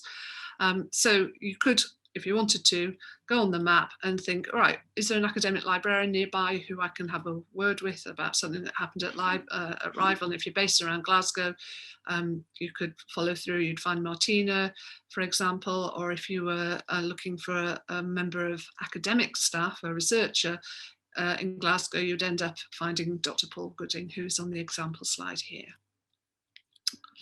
We also made a skills directory. So we use the professional skills and knowledge base from CILIP to create this. And what you have here is the skills that are listed in the PSKB, and then you click on them in the case of being interested in finding somebody who might have those skills. So I've got an example here for collection management and development, which is number 7 on the slide. And if you clicked on that, you'd see it broken down to its various aspects, and then the names of people who have that expertise. And we understand that network members have used this quite extensively. We also created a big business card. In real life, this is a huge poster. It's one of the items that's sitting in my office at Mercoston. This is what it looked like in March 2020. Unfortunately, we haven't been able to use it, but that brings all the network members together. You might notice that people have got the backgrounds of a lot of the photos are the same. This is something else we did at one of our events. We had a professional photographer come in and take photographs of the network members. Rather than relying on people, please can you supply a photo? We thought we'll capture you ourselves. Now, event 4 was a bit different from the others. We decided that the network members should determine what happened at event 4. It could have been anything. If they'd said, we all want to go on a trip to London to visit other libraries, if we had the funding, we would have done it. If they'd said, oh, we like events 1 to 3 so much, we love that format, can we just have something else the same? Again, we would have done that. In the end, though, the network members decided that the network should create tangible project outputs, and at event 4 the work should be done towards those, either finish it at event 4 or get it started so it could be continued outside the actual event program.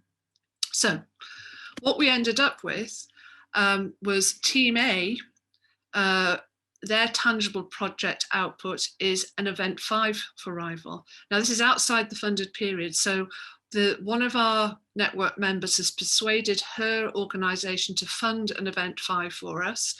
I don't know what the programme is at the moment because they're busy working on it. I do know it's going to be a sort of 3/4 day event in November 2021, the exact date to be confirmed.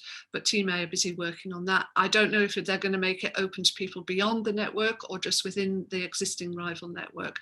A thing about networks is that they should grow. So it's possible that they might say, right, we're going to start the growth now and invite other people if they would like to come along. The next tangible output is a article in Information Professional. If you're SILIT members, you may have already seen it. So this is our tangible project output that's actually finished now. In the project group members here put themselves into pairs and talked about the experience of being in Rival, a little bit like the Radio 4 listening project. So they all had small conversations together in their pairs and then wrote up their conversations, came together and then extracted the themes that they thought would be most interest for the issue of Information Professional. If you're not a SILIT member and you haven't seen the article but would like to, you can get access to it from the Rival website. I've had copyright permission to post it there. The URL's on the bottom of that slide. Tangible project output C is a grant proposal. That's been led by Dan Pennington at Strathclyde University. This work's ongoing, but the hope is to put in a grant proposal, probably to the AHRC or possibly the ESRC in September. And a big thing about the grant proposal is that it's going to be a grant which says a lot about input from researchers and practitioners. It's not going to be entirely researcher focused. I should say we've already put in a grant proposal, a sub-team from the Rival project, just people who met from being on the project. We put a grant into the HRC last summer. It wasn't successful. We got really fantastic feedback. Our problem was that it was one grant proposal amongst 3,000 to the same scheme. So a very, very low chance of success. And then tangible project output D, this one's also complete. It's a 19-page project evaluation report. And this is why I can speak with confidence about the success of the project. We ran 2 surveys with the Rival membership. One was a social network analysis to see how connections had changed over the course of the project.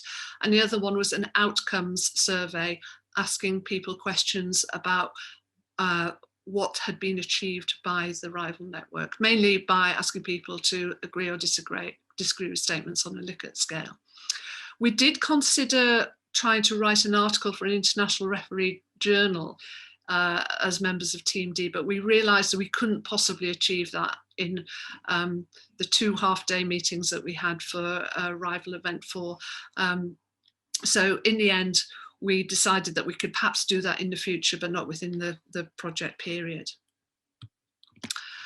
Just to show you about the creation of the network, this is the main finding from our social network analysis. On the left-hand side, the dots represent individuals and the lines between the dots show where they have existing connections. And that's how things were at the start of event 1.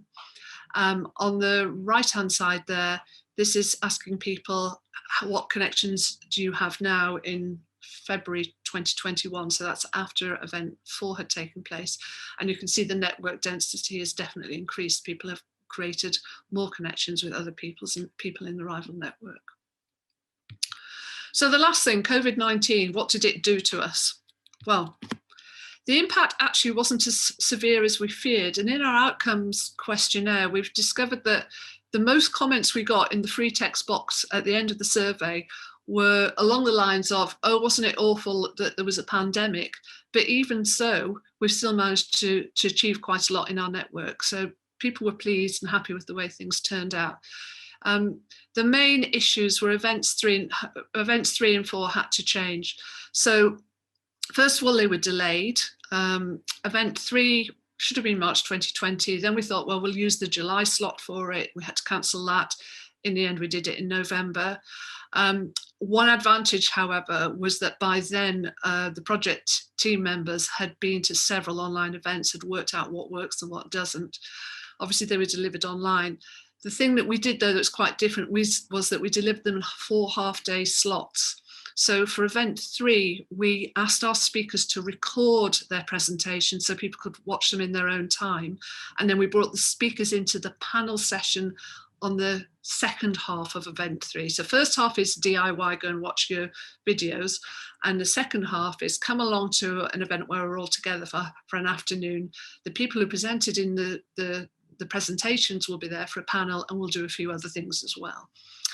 For event 4, that was entirely dedicated to the doing the arrangements for the project outputs. And again, because of fatigue of being online all day, we decided we'd do that in half-day slots. It also gave an advantage of you could have some planning at the first part of event 4 and then catch up. There was only about 10 days between the 2 half days for event 4. And then the next bit, you were able to see some progress on the work completed. Big advantage for event 3 was we had very high quality recordings, much better than the recordings we made of people presenting live. And also another impact was that we saved a lot of money, because the money that we'd been given to pay for accommodation and flights from Orkney and overnight stays in Edinburgh for events 3 and 4, we just didn't need. So we were able to put that into the project evaluation report and actually pay for the research fellow on the project to do a really thorough job rather than fit it in around other work. So if we just go back to the objective of the proposed project, well, what we've done, even though there was a global pandemic, we still proved that library and information science researchers and practitioners want to connect, collaborate and create. The question now, though, is, will the rival network endure to continue to deliver value? It's all very well putting a lot of effort and money into setting up this kind of thing, but really you don't find out if it's valuable until much further into the future. And for the Dream Network, we didn't survey people on the impact of being a Dream Network member until 3 years afterwards to see whether it'd been valuable or not. My last couple of slides are just some resources. There's the reference to the paper that I published with Peter Cruikshank and Bruce Ryan. There's another way to improve the research practice or narrow the research practice gap, is to provide practitioners with evidence summaries, and that's why I've included that second article there. And I think that will bring me to the end of my presentation. So thank you very much for listening. I will stop sharing my screen and listen to see, oh, I see I have a question there. So I'll hand over to Robert and he can share some questions. Thanks, Hazel, really interesting. I don't think it is a question, I think it's just a comment from Neil Buchanan about the individuals that are involved when you were going round the houses of the Glasgow universities. So Strathclyde and UWS in that instance. I hope it's a kind comment and not a rude one. I can't see it. Oh well, thank you for your comment, Neil, whatever it was. So yeah, I'm conscious we're kind of run up close to time, but do we have any questions for Hazel? Not seen any in the. I mean, my question really was on really interesting piece of network building. And do you think from the kind of both sides of the coin, the academic researchers and the practitioners, do you think bringing them together in this way has really done something to help that research and practice gap? Yeah, I think so. So the evaluation survey we did with the outcomes, one of the questions in the survey. Well, the survey split actually. Most of the questions were common, but it was an online survey, and it split where we started asking about, one side was, as a practitioner, do you feel they've got a better appreciation of library and information science research and making relationships with researchers, and the reverse question for the researchers as well. And the evidence came back in the evaluation report. The answer to that is yes. I mean, the fact that we've already had one grant proposal written, submitted and rejected, even though it was brilliant. She said, you should see the feedback. The feedback came through in an email. I thought, oh, great, we've got it. And at the bottom it said, but unfortunately, we haven't got enough money for you. But anyway, the fact that that's happened with a combination of the two, and it was a project that would have done a lot to, well, it was about access to big collections. It would have had lots of practical benefit rather than something esoteric. I mean, you should look at some of the, I've got a journal article which I wrote in about, I don't know, 1999 to 2000. I just wonder why anybody would ever want to read it, because the question, the title puts people off. So I think it's made a difference to the researchers thinking very carefully about doing sensible research and getting sensible research funded so that it helps services delivery rather than does something great to promote your career as a researcher using long words and complex language. Really interesting, yeah. I definitely recognise that from some of the research proposals that we see occasionally, that you think, yeah, well, maybe not want to get involved in that one, but then something that's got direct impact on your day-to-day that you're much more attracted to get involved in as a practitioner. So absolutely, I couldn't agree more about that. So if there's no more questions at the moment, I'd really like to thank Hazel for a very interesting presentation. We're going to stop now for a break. Just get a cup of coffee and a bit of stretch your legs for a bit, and we'll come back again with into our second session at 11:20. So thanks again to all of our presenters this morning.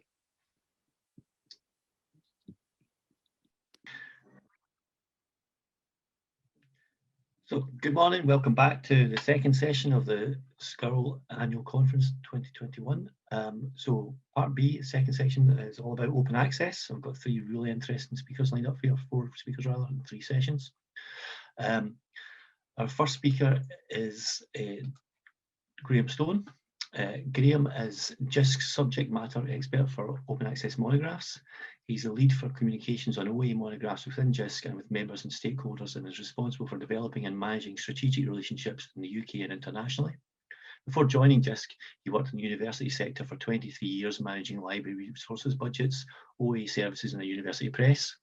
He's a chartered librarian, a fellow of the Higher Education Academy, and holds a professional doctorate for research on university press publishing. And he's co-author of Techniques for Electronic Resource Management, Terms and the Transition to Open. The title of Graham's session is Practical Advice for Library-Based Publishing, Introducing the New University Press Toolkit. So we'll look forward to this one. Graham, if you're ready, hand over to you. Many thanks. Right, if I just share my screen. If you could just confirm that you can see the screen. Yep. Perfect, thank you very much. When I wrote that blurb, I never thought anybody would ever read it out, but I think working for jisc, these days I feel obliged to point out that I am still a chartered librarian. So thank you very much. It's a real pleasure to be asked to present at this conference. I wish I could be up in Scotland. I wish I could be in many places, but certainly up in Scotland today. The benefit is that down here in Manchester, it's a cloudless day and it's a beautiful blue sky outside my window. So there is something. Right, I'm going to start off this session by introducing a new university press toolkit that we've put together at jisc. I'll give you a bit of background. It's quite a long story, but I'll be brief. I'm also going to mention a second toolkit, the OA Books toolkit. I'll give you a bit of a walkthrough of the jisc toolkit. I will do it via a few screenshots and some links because I'm in a sort of 25-minute session. I'm a little nervous of trying to jump between live web demos, and then I'll give you some thoughts on the future plans, and before we wrap up with some questions. So to start off, I've been asked this question: why did jisc create a new university press toolkit? The answer is because our members asked us to. Back in 2017, my last job for the University of Huddersfield was to do some research into a landscape study on new university presses. That was originally put forward by the Northern Collaboration, which is now Academic Libraries North. I feel I should apologise and say it should probably have England in the title. But we put together a bid for jisc, and that turned into a bit of work on a landscape study, and I ran the bit for the university sector. My first job on joining jisc to then finish the report. So be careful what you wish for, I think is something to consider there. But anyway, we published the report, and it surveyed new university presses, library-led presses in the UK. We had a lot of responses. We found some presses we certainly didn't know existed, and also heard a lot from libraries that were considering starting up, and many have now launched their presses. We also found that all presses are different, like all universities are different, all libraries are different, the presses are different too. And many of the staff in the presses were trying to cover a variety of different roles, some of which they were experts in, some of which were incredibly new to them. And one of the questions that were raised in that particular report was, could JISC put together a toolkit to help libraries who are looking into publishing? It's taken us a while to do it, I must admit, and I'll give you a bit more detail on that in a second. But it's probably a good thing, because in the last 4 years, we've had an awful lot of change around funder policies in open access. We've obviously got a UKRI policy on the way, which will include monographs, we think, for the first time. The ref that many of you will have been through the preparations encouraged open access monographs as well as journals, and the next ref will include monographs as well, as far as we know. Plus we have Plan S and everything else. Many of these things, of course, you know. So things have changed, and it has led to a revival in university presses, certainly in the UK, but also overseas as well, particularly in mainland Europe and North America. So the toolkit itself, it's aimed to be a free and stakeholder agnostic resource. We're agnostic to the types of platforms, the types of business models, and actually the type of open access. That's not for the toolkit to recommend, but it can offer support in those areas. It's aimed at institutions that have new university presses. Many of them have been around for 5 or 6 years and are currently sort of going into the next planning process. So they might want to scale or review what they're doing. But it's also there to help universities who are thinking of launching, in the process of launching. I know there are a number who are at the point where they're making cases within the university. And actually as well for universities who may want to consider this and then decide it's not for them. To give some good solid reasons, evidence as to why that might be the case. So it's aimed at really everybody within the library and the rest of the university, really, who want to look at this. So existing press staff, library directors, scholarly comms, up to research officers and PVCs for research. In answer to, or second answer really is as to why did JISC want to do this, and why has JISC written this? The answer to that is that JISC hasn't. We have an independent editorial advisory board that has put together the content for the toolkit. And you can see there that it represents many different types of university presses in the UK. Kate's coming up next from White Rose. She's on the ed board, but we've also got established presses such as Liverpool and then also Stockholm to give a bit more of an international flavour as well, and a different viewpoint. And all of the advisory board have come from very different backgrounds, and that's really helped put together the toolkit. So at this stage, I really should also thank the advisory board. as I said, it's taken us a while to get there. We started moving in earnest to writing this in March 2020, and I think, you know, possibly is there a worse time to start any project than March 2020? We obviously immediately went into lockdown, and I think going through that period, I don't think any of us imagined that we would actually get this thing done.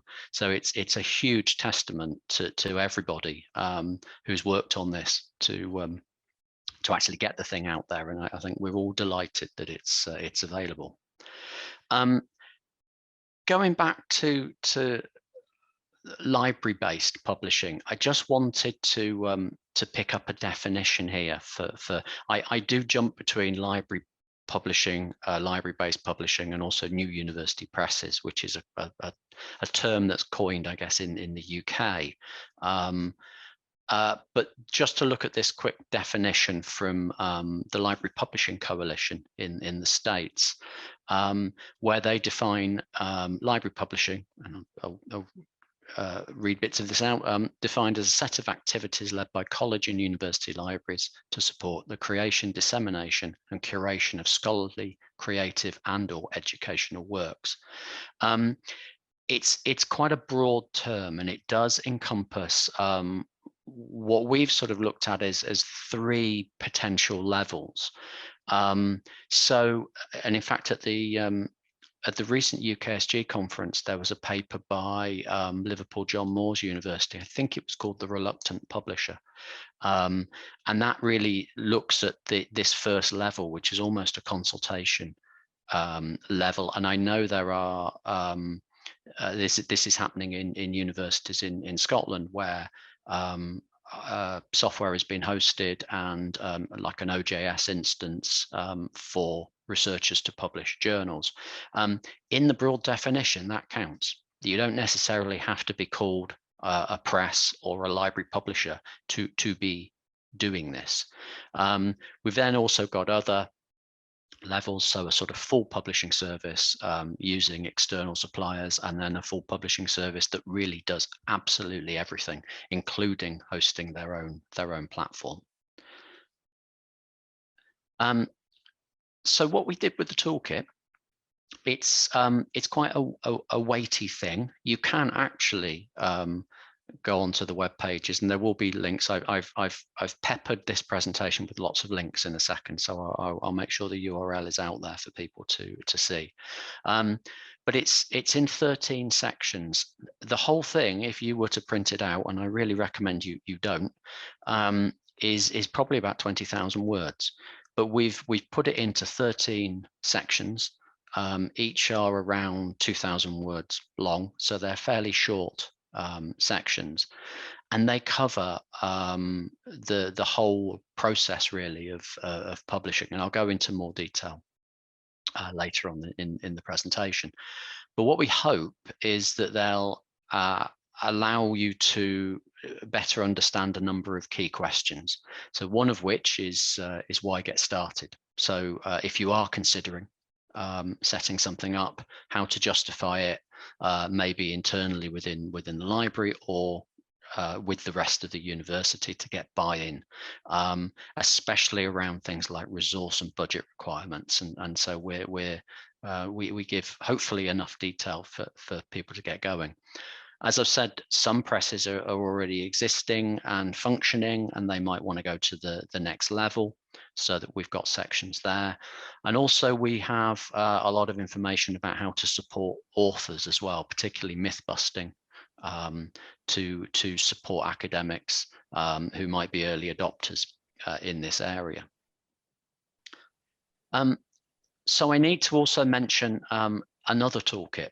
And I'm really pleased that Valerie's in this session as well, because she deserves a huge thank you, because the OAPEN OA Books Toolkit has a lot to do with Valerie. The OAPEN Toolkit is aimed at authors. Now, the jisc Toolkit is looking at the whole university press publishing process, so includes journals and books. The OAPEN one is just looking at OA books, but it came out of a 2019 Research to Reader conference session and was launched in September 2020. It aims to support academic book authors to better understand publishing and to promote trust in OA books. The two toolkits are very similar. I'll come on to that in a second. It also is agnostic, and it looks at different stakeholders, and it is also governed by an editorial advisory board, and Valerie is on that board for the OAPEN toolkit. So both are complementary. The OAPEN toolkit launched about 6 months ahead of us, but we knew of each other's existence from March, April last year, and have been working together since to make sure that we complement each other and we can cross-reference each other.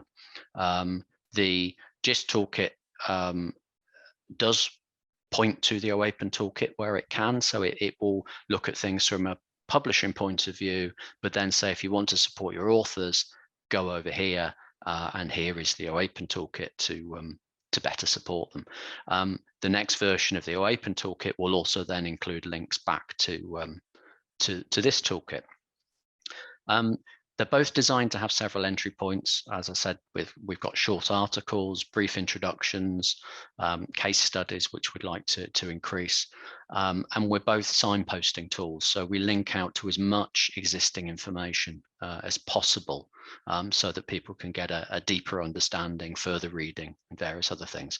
The OAPEN toolkit also includes a definition of key terms. So I won't click on this link, but what I will do is give you a sort of static walkthrough of the Press Toolkit. So a few screenshots. This is the front page of the toolkit. Just a couple of things to say on this. You'll see that it was published on the 24th of March. When we do updates, and I'll come on to that right at the end of this presentation, the dates of the updates will be there, so you can see that it has been updated and when it was updated. We are doing minor changes. I was going to say you probably couldn't imagine. You probably could imagine that if you read something over and over and over again, 8 or 10 of you will still miss a typo somewhere. So we're finding a few things that we're changing, but they won't come up in the updates. But when we do something major, we will. Then obviously it's a web page. We've got links out to various things.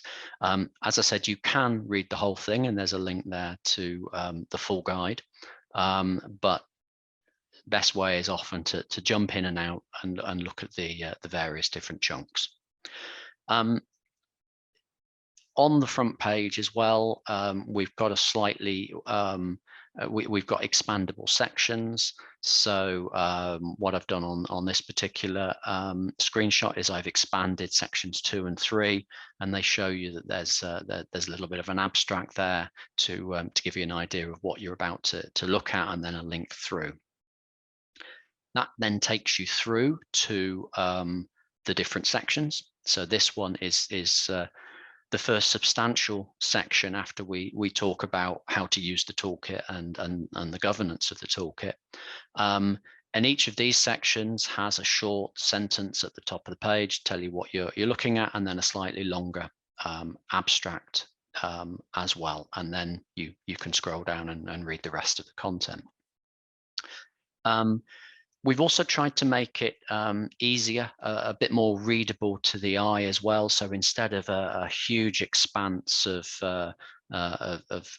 writing, where we go into subsections, you can click on them and they will open up. So what I've done here is we've got 4 subsections in that first part, and this then opens up the section. This particular one is potentially of use to those thinking of starting a press. So we've got little bits on starting up and governance, and setting up the management board, the editorial board, and various other things. A particularly useful section because there is still a lot of misinformation out there. People believe that library presses are potentially vanity presses or even predatory presses. We go a long way to explain the crucial role of good governance. And in fact, most of the presses, although based in the library, the editorial board is entirely academic, and the decisions made are made by academics. Just to mention as well, the entire toolkit is CC BY, so have a look at it, download it, reuse it, repurpose it, do anything you want with it within the realms of CC BY. We also use some sections of the toolkit are adapted from other works. So you can see here there's a source acknowledgement, and we adapted a particular section in this section, which is on third-party copyright. Was adapted from another publication. We've used CC licenses where possible to do that. In one or two occasions, there is no CC license, or the CC license was slightly restrictive. And for those purposes, we've got the permission of the copyright holder to use those sections, to adapt those sections. So everything is open access. We've also included extensive footnotes as well. So every section where there is further information will either take you out to a web page, a blog post, or a journal article. So in this case, as we're talking about third-party copyright, you can see there are links out there to Wikimedia, the DCC, and then as well a publication. Also popping up in various parts of the toolkit, we've got little advice boxes as well. I thought I'd put this one up around journals. One of the things in the section on journals is pointing out that a journal is not just for Christmas. It's a long-term commitment, and you need a plan to go forwards, and it needs to be for several years. So we've got a lot of those that pop up as well. Very briefly, I'm not going to touch on every single one of these points, but what I thought is if you've got this presentation, you can very easily click on the content. So I brought in some of the contents pages for this as well, just to give you an idea of the areas that we cover, or rather the subsections in each section. So under why starting a press, we've got different bits of advice. Some of those arguments we hope could be adapted by people looking at starting up presses to make the case within a university. One thing we do say is there's no right or wrong answer to any of this, but it's really whatever suits you. There's a big section on planning and the importance of setting goals, the different business models, revenue models, and also sections on costs as well. So that you're fully aware of what you're undertaking, and that's come from the experience of all the presses that have helped write it. We then move on to looking at governance. We briefly touch on platforms and publishing services, but as I said, we don't want to recommend any particular one. We just want to make people aware of what is out there. Important section at the bottom here is around attracting authors.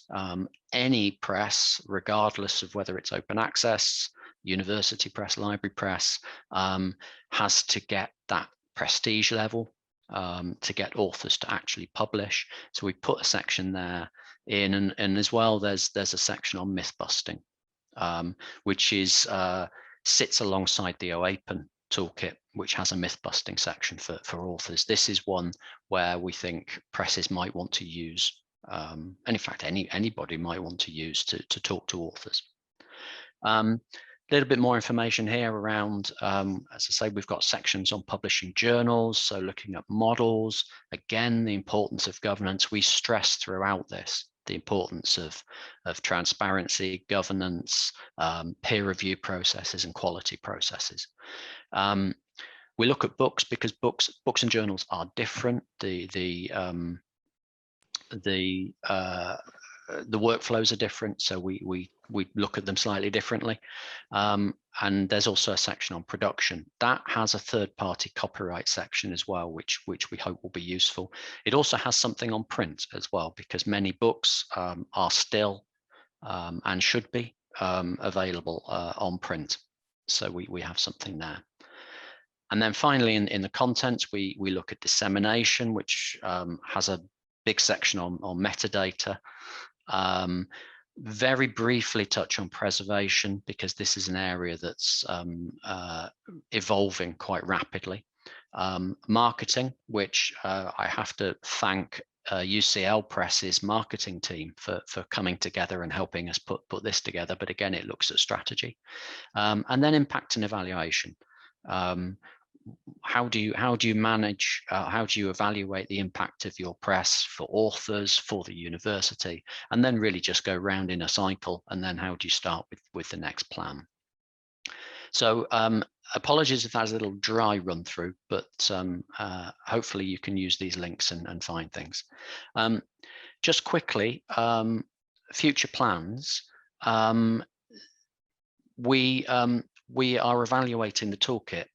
It's still early days. We're only about 7 weeks old, I think. So we've had some feedback that we've been collating, but we need to have a look at Google Analytics to measure how successful the toolkit has been. So we'll be looking at page views, views by country, then the top page views, and also the most and least popular pages. This is going to allow us to for the most popular pages, look at areas that we might need to increase the coverage. For least popular, maybe retire at some point, depending on how useful they are. Should also say that we're using very similar measures to the OAPEN toolkit, so we can actually help each other. So if we've got similar analytics, we can work together to increase coverage of some of the sections. So we're monitoring feedback. We've already had a lot of feedback coming in. We would love more. So to get in touch for feedback on the new University Press Toolkit, I've put my details there, but I've also put the OAPEN toolkits details in as well, in case you have a look at that and have further information for them.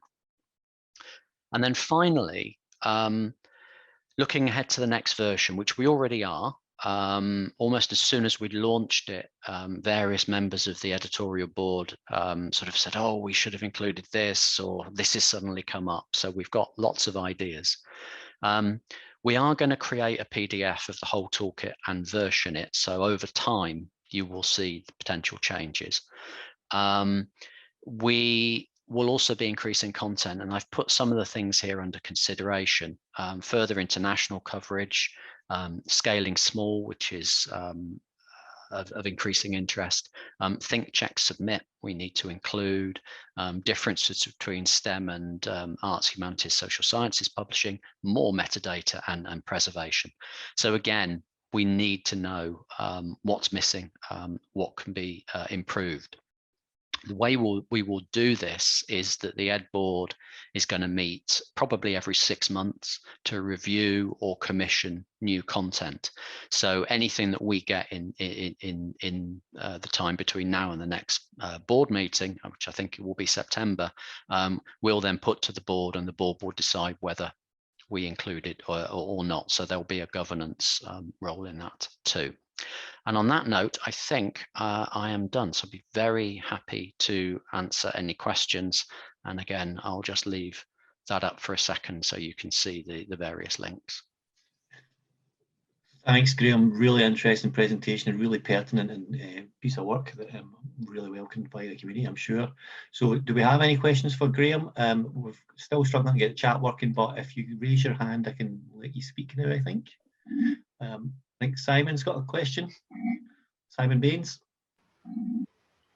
Thanks, Robert. Hopefully you can hear me. I've just realised I've got my fan on in my office. That might be distracting. Graham, that was really, really interesting, and I have looked at it already, but it was great to see an overview like that. I was just wondering, at the moment, this is guidance from jisc. This is advice to those of us thinking about doing this, which we are at Aberdeen. I wondered whether there was any thought about jisc moving towards service and infrastructure in this space, because at the moment it's a bit of a cottage industry, isn't it? You can pick different providers, you can pick open source software, you can do various things to provide your platform and outsource professional publishing services. Is there any mileage in jisc beginning to think about this as a product for the wider community? That's a really good question, Simon, and also hello from Manchester. We miss you. Thank you. Yeah, it's not something we've talked about yet. I would say currently what we're talking about in that area is potential infrastructure we need to look at regarding the funder policies coming in. But I guess potentially, not quite, well, sort of related-ish. One of the things I would like to see in the next version, if we can, are things like model licenses. So so not quite the technical infrastructure, but potentially a model license that could be adopted for journal authors, for even book contracts, but that's quite difficult. But because we've had a bit of feedback in that area, and my colleagues in jisc licensing are the perfect people to look at that. I think, yes, there is potential. There is the jisc repository service, so there could be something there, but it's certainly a conversation that I think we would like to have internally, and certainly any feedback would be very welcome. Thanks, Graham. Thanks, Graham. Thanks, Simon. Any further questions for Graham? Okay, I think we'll move on to Kate's presentation. Thanks once again, Graham. It was excellent, really good, great piece of work. Very well done. So we're going to move on now to our next presentation from Kate Petheridge. So Kate is the White Rose Library's Executive Manager, and she works across the University Libraries of Leeds, Sheffield and York, and areas of collaboration between these three partners. Her role includes responsibility for White Rose University Press as Press Manager, leading White Rose University Press operations and development, and previously Kate was Reader Services Librarian at the Bodleian Library in Oxford. And the title of Kate's presentation this morning, or sorry, this afternoon now, is White Rose University Press, Open Access in Practice. So Kate, if you're ready to begin, I can hand over to you. Brilliant, thank you very much. I'll do the sharing of the screen thing, hopefully. Can you see that? Yep. Marvellous, thanks ever so much. So thank you very much for asking me to come and speak to you today. It's really nice to speak to you again. I'm going to talk to you about our continuing experience of operating White Rose University Press as an open access publisher. As mentioned, White Rose University Press is one of the things that we do as White Rose Library Collaboration. We have the three strands. We have an innovation strand, we have the repository strand, and we have the press strand.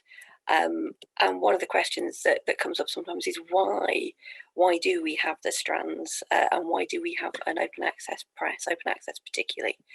And it's the normal reasons that you will all have seen before about the conversation, disruption of publishing.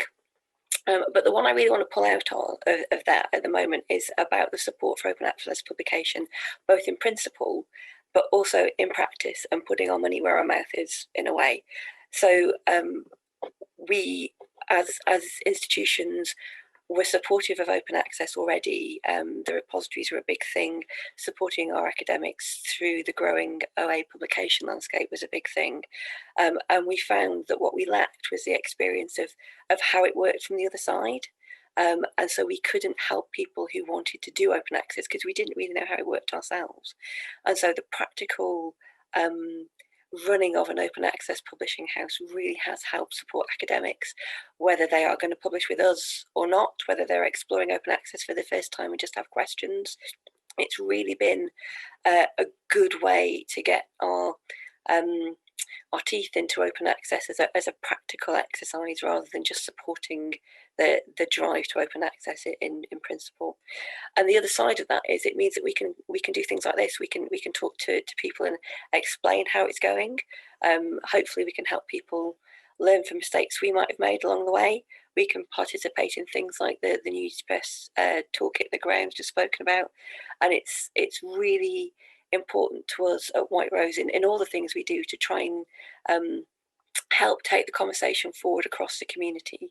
So we're really excited about how our practical experience translates into our ability to do that and to support others. Picking up what Graham said, we do have two boards. We have a management board, which is library-led as a library publisher. We have a library-led management board. They set our scope and policy, and they're the group that makes sure we stay focused in looking at the areas where the growth is, where the movement is, making sure we stay current and look to support academics with what they need as things progress. And we do have a separate editorial board, an academic-led board that's very much focused on the commissioning, the publications, and making sure our quality processes, our peer review processes are there so that everything we publish does have that level of academic merit, rigor, and that things are commissioned based on the quality of the scholarship within the proposal. We currently have 5 live journals across a range of disciplines, as you can see. Some of them were existent journals that flipped to OA and came to us with quite a large back catalogue, and some of them were born with us. We are a gold open access press, but at the moment, I think I'm right that none of our journals actually have a policy where they charge APCs to authors that want to publish with them. They have different funding models. Each of them has a different way of operating, but currently I don't think any of them pass author processing charges to the authors that submit. But we also publish monographs, and it happens that our monographs are very much in the arts, humanities and social sciences area. That's not for any particular reason. Other than these are the projects that come to us. But I think it should be reassuring to people who have concerns about arts, humanities and social science monograph publishing that even a small press like ourselves starting up, we have found great success in publishing a variety of publication types across these disciplines, from very small, intimate, labour of love publications that don't have a huge commercial value but have a great level of scholarship within them, through to very large scale, highly illustrated, data heavy archaeological report type outputs that are very complex, lots of third party content. So the fact that we as a new press, very small in scale, can tackle these and deliver them well should give confidence to people concerned about this area. And just a quick indication of how we're doing. Our first monographs that came out with the StarCar monographs, which were 2 of these archaeological works we've been talking about, and they've had well over 45,000 views and downloads since they were published in April 2018, which, if you think about that in the context of the traditional print model, or even the kind of paywall barrier license model, that's an exceptional level of dissemination and impact for volumes like that. And one of our most recent volumes, the Sheffield Castle volume, is also well over 3,000 now, which again we're very pleased with. So we do find that dissemination is really important, and so we have our content in our app and we have our content in JSTOR, as well as being available via our website as well. So we do find that it's very discoverable, and it's a really good way of doing things. Speaking of doing things, this is a really bad, it turns out, apologies for that, screenshot of our website. And as you can see in the top corner there, hopefully, there is a little badge that says we are part of the Ubiquity Press Partner Network. So in terms of the model and how we function, we are one of the Ubiquity Press Partner Networks, which means that we do all the editorial stuff in-house. The White Rose University Press functions are the things where we deal with the authors. So we support people with questions, we help people with their proposals, we do the peer review, we do the commissioning, we support authors through the creation process, we support editors in putting their journals together and helping them with their policies and in their communications and how they want to present their journal to the world. And then when we have content that is ready for publication, whether that's journal articles or monograph manuscripts, we pass those to colleagues at Ubiquity Press who do the technical publishing services for us. So Ubiquity provide as a one-stop shop the infrastructure that we use. The OJS version that they use is our journal management system, but also we use their links to copy editors, to indexes, to typesetters, rather than have our own individual relationships with numerous freelancers or have people in-house. And we found that was a really good way of getting started for us. It meant we could hit the ground running, and also it means that we don't have to have people on the payroll within the press when we're not altogether sure of the level of throughput still at the moment as we grow. So it's a model that works for us, but as Graham says, there's lots of models out there, and you can see other examples in the toolkit. So what have we learned as doing open access publishing? Depends on the day you ask me the question. It has to be said, we've learned such a lot in the years we've been doing this. I think the big one, the headline, is you need a lot of patience. As someone who's a librarian by trade and a service-driven librarian, I was very used to having control of timescales within reason, to being able to drive projects, and you really are at the mercy of other people's timescales, and they change. So we've seen that a lot in the last year, but even before that, academics tend to overestimate the amount of time they can devote to a project and underestimate the amount of time it's going to take. And those two things mean that timescales don't tend to be as originally planned. So that means that you need patience with individual projects, but also in terms of what that means for the growth of your press as well. Because obviously the more things you have coming through the press, the more basis you have to build on and gain throughput and momentum. So I think it's fair to say that we're probably not as far along as we hoped we would be at this point. And a lot of that is to do with the fact that it just takes longer than we'd hoped to do all the individual projects. So patience is a really big one, not one that I always have, I have to say.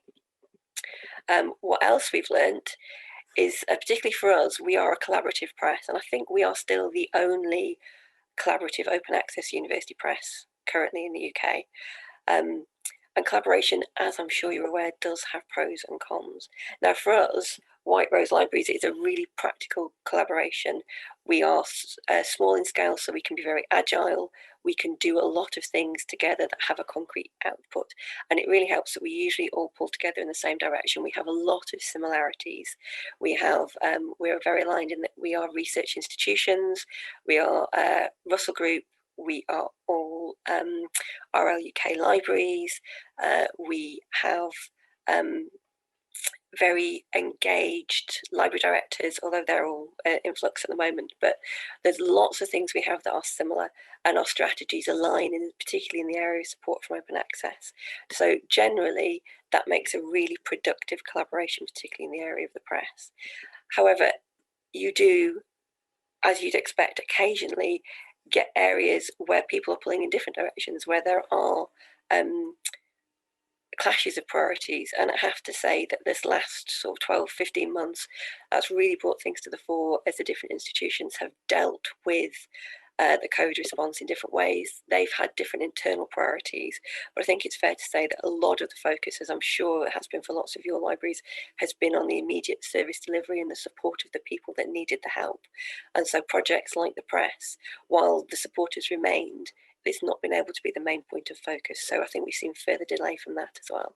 And while I think that's true for every institution and individual institutions, as a collaboration, I think it just amplifies that. So there are pros and cons, far more pros than cons for us, but it's still something that can create barriers on occasion.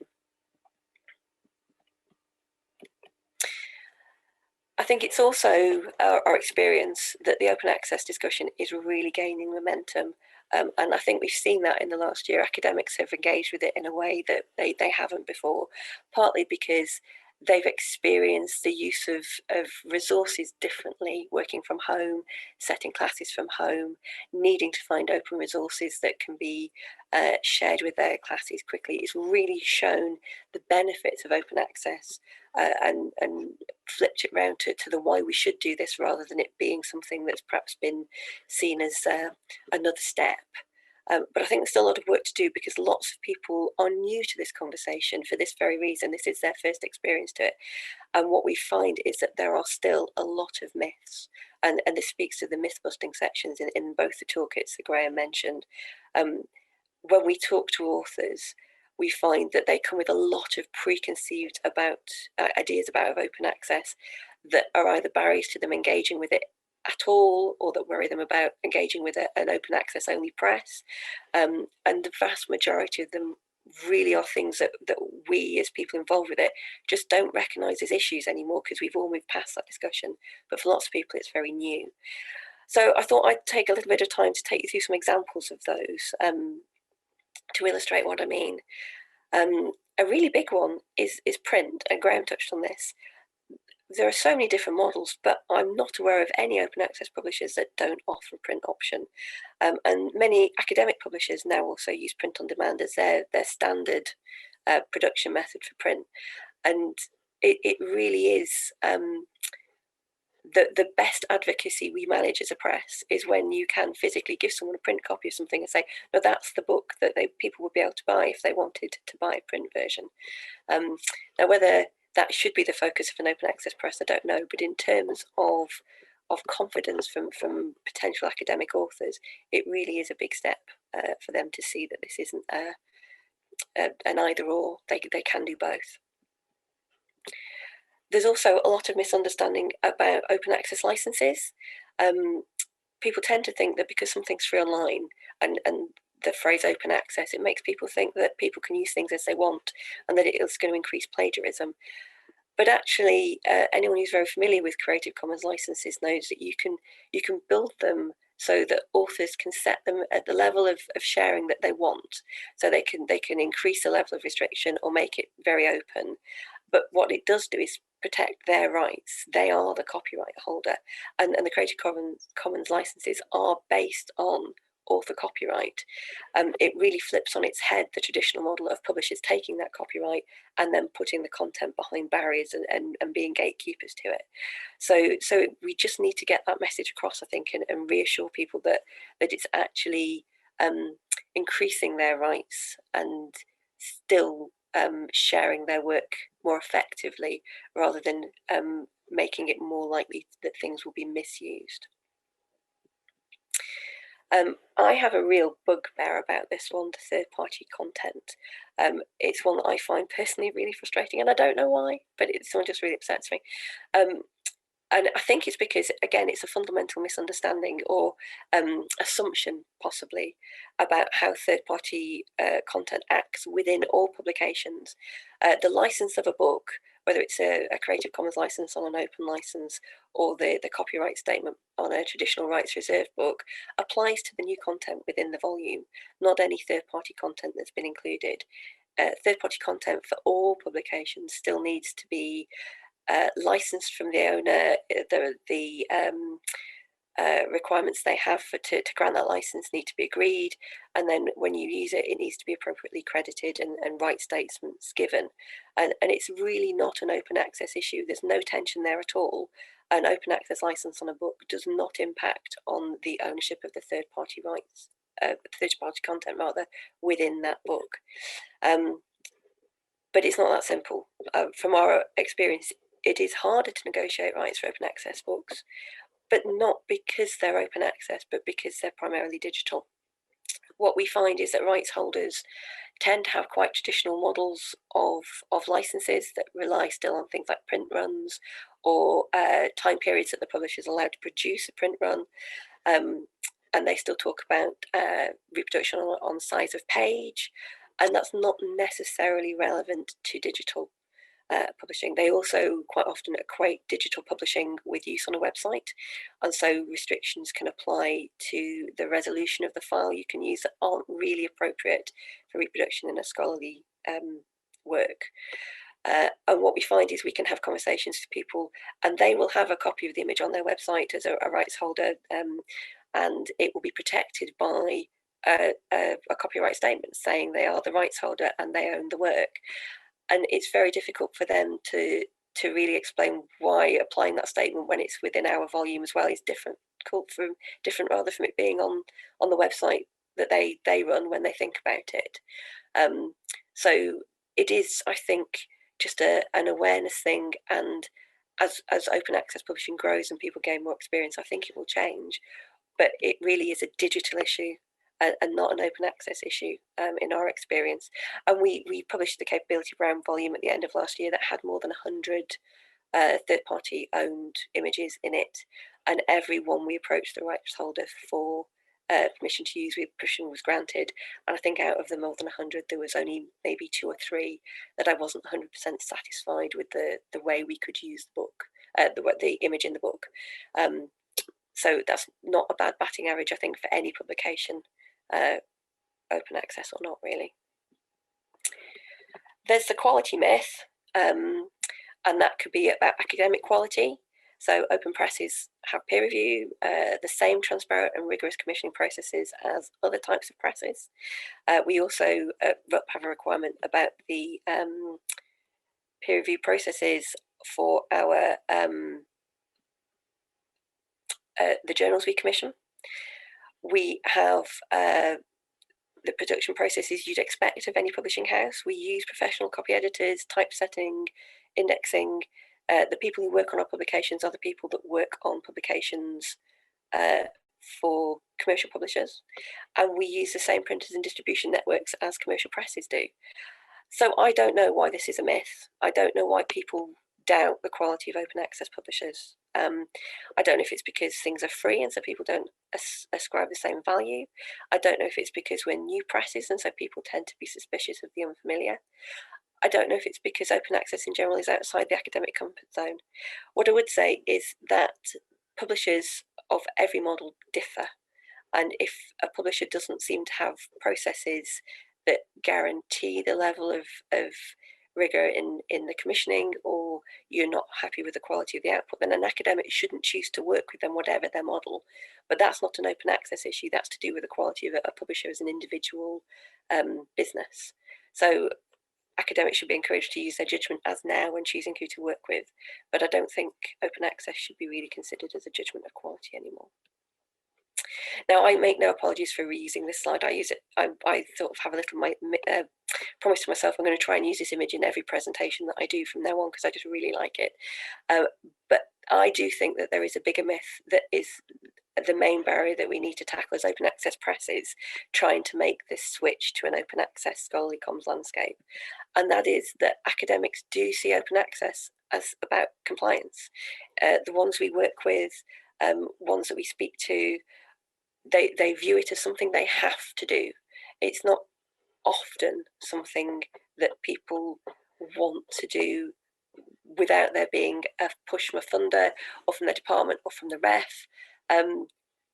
But compliance is not the goal, and it never has been. Libraries, as I'm sure you know, we don't want to sit there with our vast teams of compliance checkers going through all the data and deposit dates and all the rest of this, publication dates, to see what's compliant and what's not. It's not something that people strive to do. But the compliance is the tool by which we can drive the shift to the new publishing culture, to an open access model that doesn't confine research, but that really shares a piece of research so it can reach its own potential as an individual piece of research, but also then can be built on and contribute to the conversation moving forward. And I think that's something that we've lost. And I have to say, I think that might be something that librarians contributed to. We made Act on Acceptance so easy. We made it about the author having minimal disruption to their traditional publishing process. When journal articles first became have had an open access requirement, we did our best to make it as easy as possible for authors not to feel this as a disruption. But what we also did in doing that was we didn't challenge authors to engage with why open access was becoming a thing and why it was relevant. And so nothing really changed in the scholarly comms landscape. We saw the growth of repositories, but in terms of the primary publication scholarly comms landscapes, things remain very much the same. Behind paywall barriers, with the versions of records really not being as accessible as they could be. And this is why we have seen the push from funders via things like Plan S, UKRI, to make this change on a larger scale.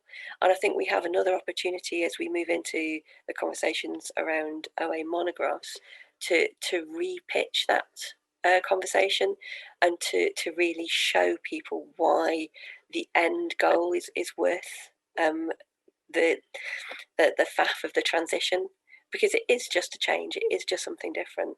And I think one of the advantages that we have as an open access press, a library-led open access press with no previous publishing experiences, we just didn't doubt we could do it. And anything that came up as an issue, we just accepted we needed to try and solve that problem. So we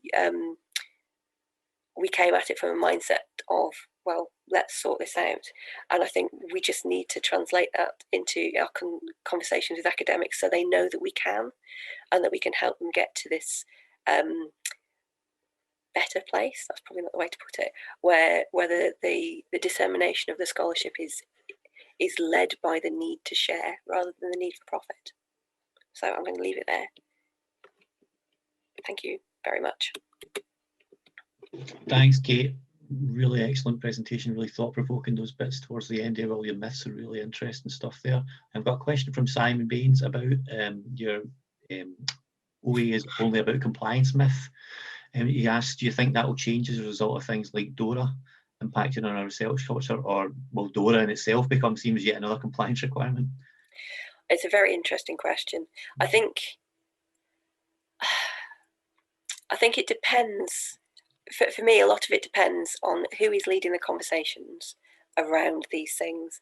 And when the conversations come from libraries and from library presses, we find that whatever the conversation is, academics tend to feel we are speaking to them about something we need them to do, and therefore it does become about compliance. I think DORA is a fantastic thing, obviously, and I hope it will make a change. But so far, the institutions that sign up for DORA, the institutions really buy into it, but I'm not convinced this trickles down into the individual academic conversations where people are thinking about where to publish, because I still think there is a slight level of skepticism that when people come to apply for positions or to look for promotions within their department, for example, that it will hold true. And so I think there's a little bit of we need to demonstrate that we mean it before it becomes part of the cultural change and not just a compliance thing. I don't know if that helps. Yeah, no, I think you're right. We've got a second question here from John McCaffrey, asking about third-party copyright. He's asking, do you negotiate with rights holders, or is that a role for the authors? And do you have a budget to pay for any reuse rights? Oh, it so depends. It depends on who the rights holder is. Some will only negotiate with authors, some will only negotiate with publishers. Some prefer one or the other. Some give a better deal to authors rather than publishers.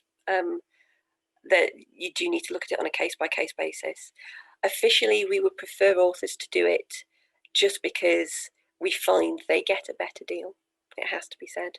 But we would support them in that. So we'd make sure they're equipped with all the right questions to ask, or to make sure they know what the negotiation needs to achieve. Do we have funding for it? Again, it depends on how the project is funded. Some projects come with funding and they budget for a certain amount of rights costs within those. Some don't. And sometimes, certainly if there's an author from within one of our universities from within the department. Sometimes departments will fund publications, and sometimes authors use their own research allowances for things like this as well. So it depends who has the money and where it comes from, and how much. So there isn't, again, really a concrete answer to that.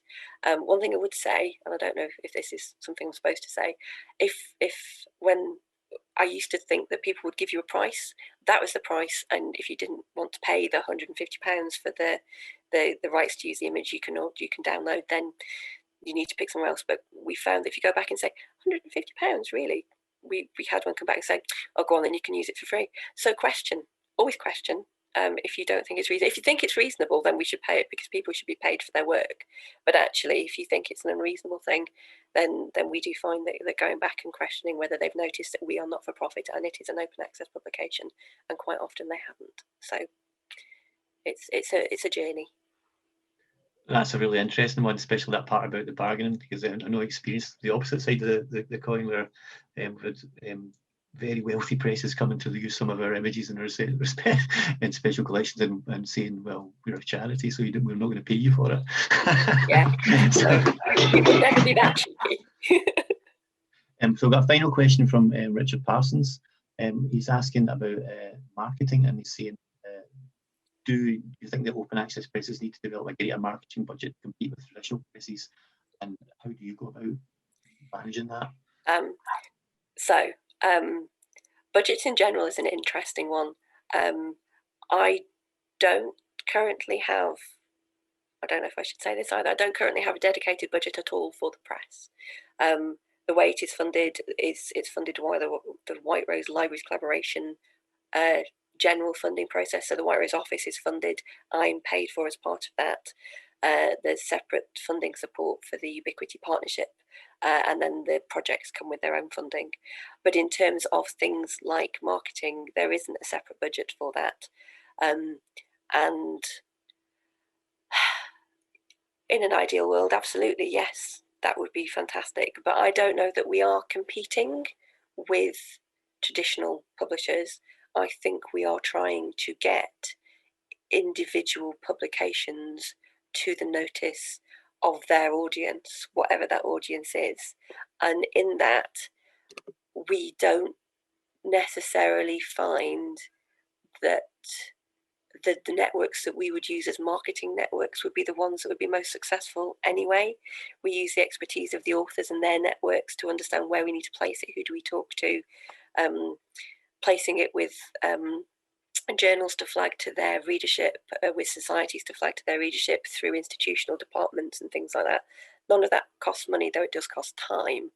So in terms of expertise, it would be really good to have. But in terms of budgets to support marketing, I don't know that we have suffered from that as yet. I think if we were to be given budgets, I would want to put it into other areas of support. Advocacy for the open access programs rather than marketing of the press or of content, if you see what I mean. So I don't think so is the answer. Thanks, Kate, and thanks once more for your presentation. Really useful and really interesting. So I'm now going to move on to our final presentation for this morning, from Dominic Tate and Valerie McCutcheon, entitled Towards a Collaborative Open Access Press for Scotland. Dominic is the head of library research support at Edinburgh University Library, and his team provides help and support for staff and students in all matters relating to scholarly comms and research publications, including open access, bibliometrics, copyright and research data management. And Dominic has previously held similar roles at Royal Holloway, University of London and the University of Nottingham. And he started his career working for an open access publisher, Biomed Central. And Valerie has over 20 years experience in higher education. She's led developments at the University of Glasgow's research system and fostered linkage of the repository with other core systems. And she currently manages open access, research data management and reporting of research outcomes to funders. Her work history includes managing information for land and seismic surveys, oil wells, clinical trials and software houses. So if Dominic and Valerie are ready to go, I'll hand over to them.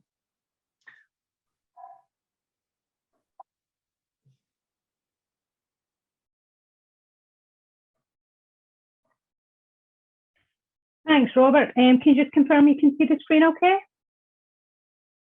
Yep.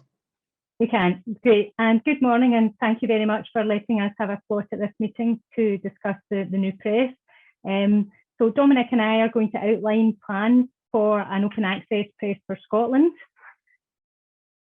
As you know, researchers in Scotland produce lots and lots of research outputs. Here at Glasgow, we've got about 3,400 research and teaching staff, and usually about 6,000 to 8,000 items are added to our publications database each year, including formal publications, but also non-traditional publications, grey literature, compositions, performances, and much more. So we have a very high percentage of open access overall, and of course, particularly for articles and conference proceedings. However, for books, they are a terribly small proportion of our output, and the little yellow line at the bottom shows you that there is only a handful of those that have been published open access. So like many of your organisations, we have open access included in our good research practice guidance and policies here. And like many of your organisations as well, the University of Glasgow's approach is that any output should be made open access wherever possible. So of course, we mentioned earlier that some funders mandate open access to books. There's notably Wellcome Trust. We have actually had a number of books and book chapters published open access via Wellcome Trust funding. We actually got another one yesterday. Initially, we were very surprised at the cost, which was roughly £10,000 to £12,000 per book, but Wellcome Trust have always paid with absolutely no problem.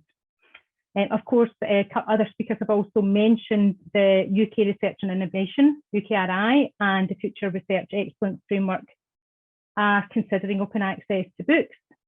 So much of our local support for open access books hinges on what this new policy will say, and that is expected to be announced in the next few weeks. Now, once the date for that meeting, that report is known, I'm going to book some discussions of that new policy via the Association of Research Managers and Administrators. These will be open to everyone. For example, I work quite closely with the United Kingdom Council of Open Research and Repositories, UK COR, to arrange these meetings, and we share the notes via lots of different mailing lists. It's actually proved a really useful forum in the past because we've had such a large representative body. So in the past, we've particularly helped with REF. So we managed to get the REF team at Research England to update quite a lot of their guidance and frequently asked questions, as well as being a really good conduit for making them aware of difficulties that research organisations have. So certainly I'll share the invite to that series of meetings with SCURL members, and of course there will be summaries that are available to people if they can't attend the meetings. So authors, of course, ask us all sorts of questions about open access to books, usually via our central open access mailbox. So how can I make my book open access? And more commonly, where can I get money to pay for my book to be open access? And we feel really sad that we've got very little to offer them in terms of advice, but particularly in terms of funding. Of course, there's been a lot of focus on open access to articles, and books have really been seen as something for later. But we really think that it's been a long time, and now really is later. Now's the time to get on with that. So what do we offer people at Glasgow? So if authors ask us, we will contact publishers to see if books and book chapters can be made open access. And some do allow that, but often with a very long embargo, maybe 2 to 5 years if we're going down the green route. We do have a membership to the Open Book Publishers Library Membership Programme.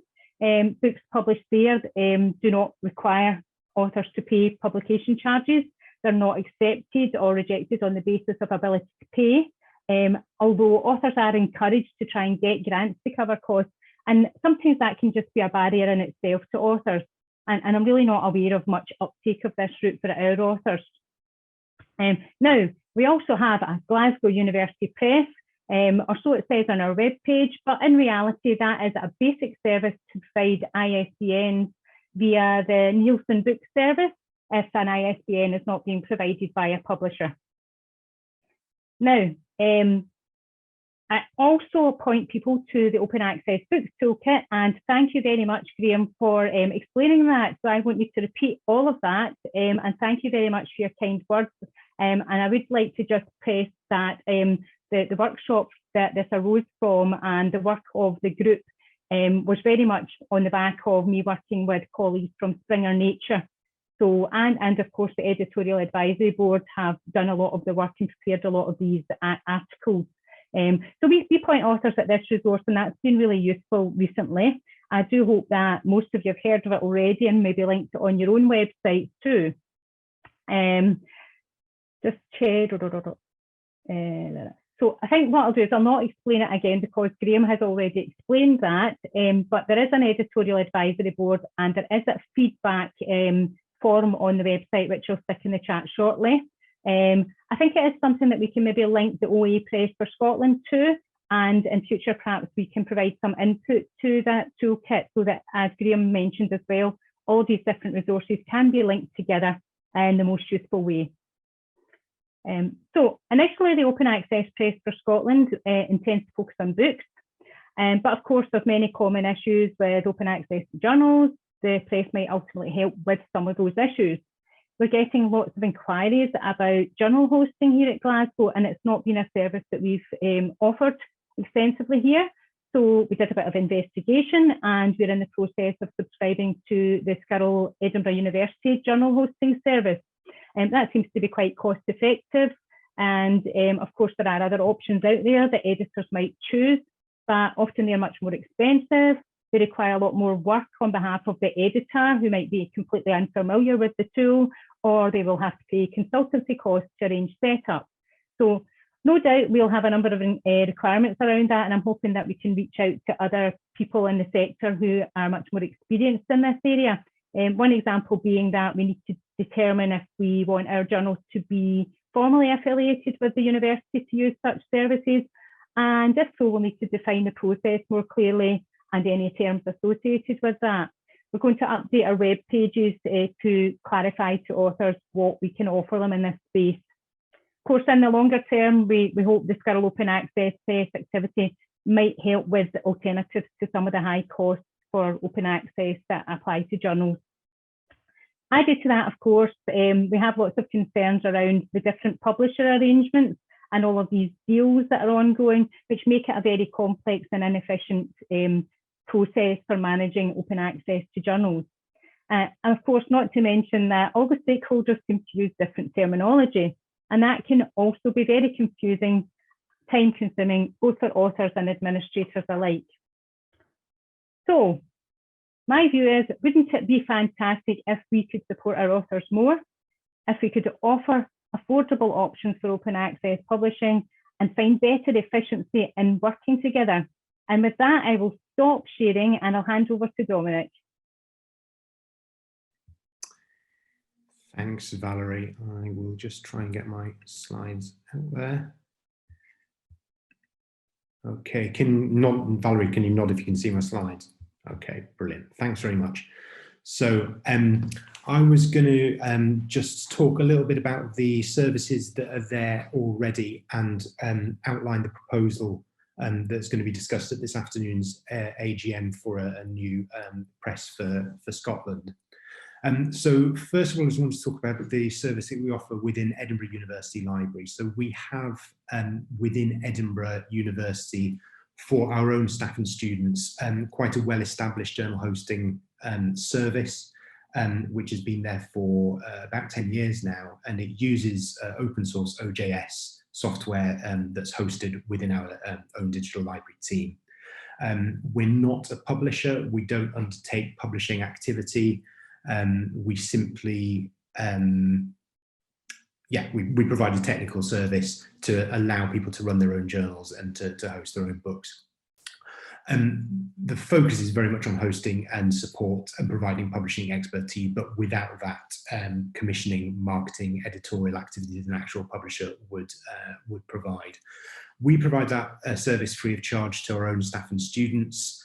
And we also provide it on a private basis externally to a couple of journals and organisations that have some sort of loose affiliation with the university, So we host the journal for the eHill Medical Librarians Association because we have staff who are involved with that. We also host the journal for the Digital Curation Centre.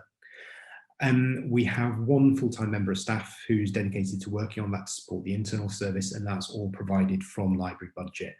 We also have one day a week of technical support.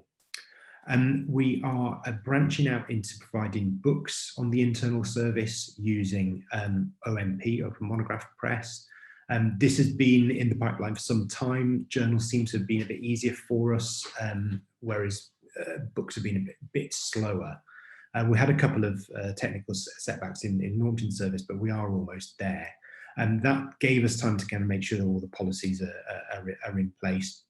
And we are also about to relaunch our internal service under a new brand name. And there's that, I don't want to steal my colleague's thunder out talking about that too much, but in the next few weeks, we should be able to talk about that new kind of relaunch of the internal service. We have two books coming up, Anatomy and The Red and Gold Pen. They're both quite illustrated books, actually, which is kind of be quite interesting for us to start working with different kind of material here.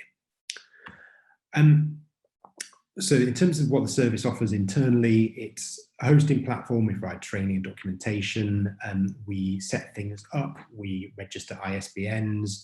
We provide support for indexing, inclusion in Directory of Open Access books, annual reports, downloads. All of the material is completely open access and licensed under Creative Commons. That is, I think, going to become kind of a requirement. And we don't charge article processing charges or book processing charges. So it is a diamond open access service for University of Edinburgh staff and students. We feel this is more inclusive. It enables us to remove barriers that would be presented by quite substantial book processing charges that can run into tens of thousands of pounds with some of the commercial publishers. So what we're doing for our own authors within the university is putting more provision in place to allow people to publish on an open access basis. Now, for a few years now, we have offered a service to other universities in Scotland on a shared service basis. So this is what we call the SCURL hosting service. So we now host journals for 4 different partners in the SCURL libraries. That's the Royal Botanic Gardens of Edinburgh, Robert Gordon, the Society of Antiquaries Scotland, and Heriot-Watt University. As Valerie just mentioned, we're just completing an agreement to host a journal for Glasgow. We're in talks with other HEIs in Scotland, and we've also we have already launched a monograph press for the antiquaries, and we're in the middle of launching one for UHI. So this is where we're basically taking the technical service that we offer to our own staff and students for free, because the library absorbs the cost within Edinburgh. And we offer that on a cost price basis within Scotland. So using open source technical infrastructure and just recovering our costs, because the nominal, the marginal cost of churning out another OJS or IMP is fairly small, and it's allowed us to build a kind of quite a good supportive network of interested parties across Scotland who are interested in this kind of work. So that's what we call the SCURL, the hosting shared service, and that's provided on a formal shared service basis across Scotland. There are a number of benefits for that, including the fact that you don't necessarily have to tender to use it. It's not VATable. So that's that thing.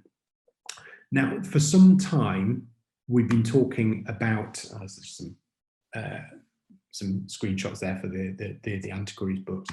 For some time, we've been talking about the possibility of actually starting an open access press in Scotland, which would be more along the lines of the kind of enterprise that White Rose run, more along the lines of the sort of thing that UCL Press do. I suppose maybe more like White Rose, because it would be collaboratively run for the benefit of all the universities in Scotland. This has been under analysis for a couple of years now. We started looking at this, I think, in 2018, and through 2019, a lot of work was done looking at business analysis, getting reports, engaging a contractor to do some work for us. During the pandemic, things slowed down. I think, as Kate said, this wasn't the #1 priority for library directors during 2020, as we were all trying to people were trying to recover services. But now we are at the position of coming to look at this again. The origin of this was to put in place some capacity to meet the anticipated demands of future ref exercises, and just a more general expectation of transition towards open access for monograph type materials in particular. I think possibly journals can be within the scope of this exercise, of this enterprise, but really a big focus will be monographs. Where this differs from the existing shared service is that we're looking to set up a new publisher, because the hosting capacity is already there. Those organisations become the publishers for that material. This is about setting up a new publisher. It should be something that provides good value, in particular for arts, humanities and social science disciplines, which tend to be less well funded. I know certainly within my university, it can be difficult for people on relatively small research grants to find thousands of pounds to pay book processing charges. So this was an idea that was born out of that need. Now I say during 2020, this kind of ground to a halt a little bit. We didn't really get much further with it. And late last year, the group that was looking at this for SCURL came to the decision that we need to give this a bit of a shove. And so that's why we brought forward a costed proposal that will be discussed by the AGM this afternoon. And to just give you a kind of an overview of what that will be, what we're seeking to do is to start an initiative for 2 years and to see if we can make it work. So this is a bit like kind of, slightly exploratory and putting a bit of risk there, taking a bit of risk, but we need to put some money on the table and see if we can make something work. We're proposing an initial term of 2 years, and that would run from August of this year until July 23 to sort of fit in a 2-year university financial cycle. We'd have periods of review built in. The overall aim would be that at the end of the 2-year period, we would see if we've been able to build something that either is sustainable or more likely shows signs of sustainability in a short-term period after that. So we may wish to make a further case to extend the work after 2 years. We would hope that it would be successful enough to start to become self-sustaining. We're intending to, or the proposal is to employ 1 full-time open access publishing officer, and that member of staff would be based at, well, any university in Scotland, unlikely to the University of Edinburgh, but probably somewhere else. But that we would use existing infrastructure provided by Edinburgh University's digital library to get things up and running. So rather than using something like Ubiquity Press, we would use the existing technical infrastructure, again at cost, but that this would be set up under a SCURL banner. And slightly misleadingly here, I have University of Edinburgh branded slides up for this, and really this should be under a SCURL slide because it is very much a SCURL activity. So that's the plan. We would very much like to be able to replicate the success of the likes of UCL Press and in particular White Rose Press. And I'm sure that we will be in contact with the network of academic publishers across the UK to see how we can best kind of tap into those. And I think I will just kind of leave that there for the moment. So that's an overview of what we're talking about, and I'm quite happy to take questions on that. Thanks, Dominic. Thanks, Valerie. So I've got one question come in already for you, Dominic. What is the relationship between the book hosting service and the EUP Edinburgh University Press? Okay, so they are entirely separate. Edinburgh University Press exists as a private company that is owned by the University of Edinburgh. It is actually, I think, the third largest university press in the UK, but behind the giants that are OUP and CUP, it is still a relatively small company. It very much has a specialism in certain academic disciplines, and I don't think at the moment there is a desire to broaden the scope of the publisher, but that they see themselves as becoming the world's leading publisher in those specific disciplines, and that's their kind of business model as I understand it. They do offer open access options, and there are academics at the University of Edinburgh and right across the world that make use of those open access journals and open access monograph offerings. The journal hosting service and the book hosting service that we provide to our own university is under a library brand. And then the services that we provide via SCURL don't have any Edinburgh badging on them at all. It's simply a technical service that's being rented at cost price from our library. So there's no real connection to Edinburgh at all. And with the SCURL publisher, the idea is that it would be a shared initiative that would benefit all the universities in Scotland that opt into it, and probably under a SCURL brand. And Edinburgh would quietly provide the technical support. Like I said, it's probably a bit misleading to have University of Edinburgh slides up here. Thanks, Dominic. So if we get any further questions for Valerie or Dominic, if you could either raise your hand or put something in the Q&A.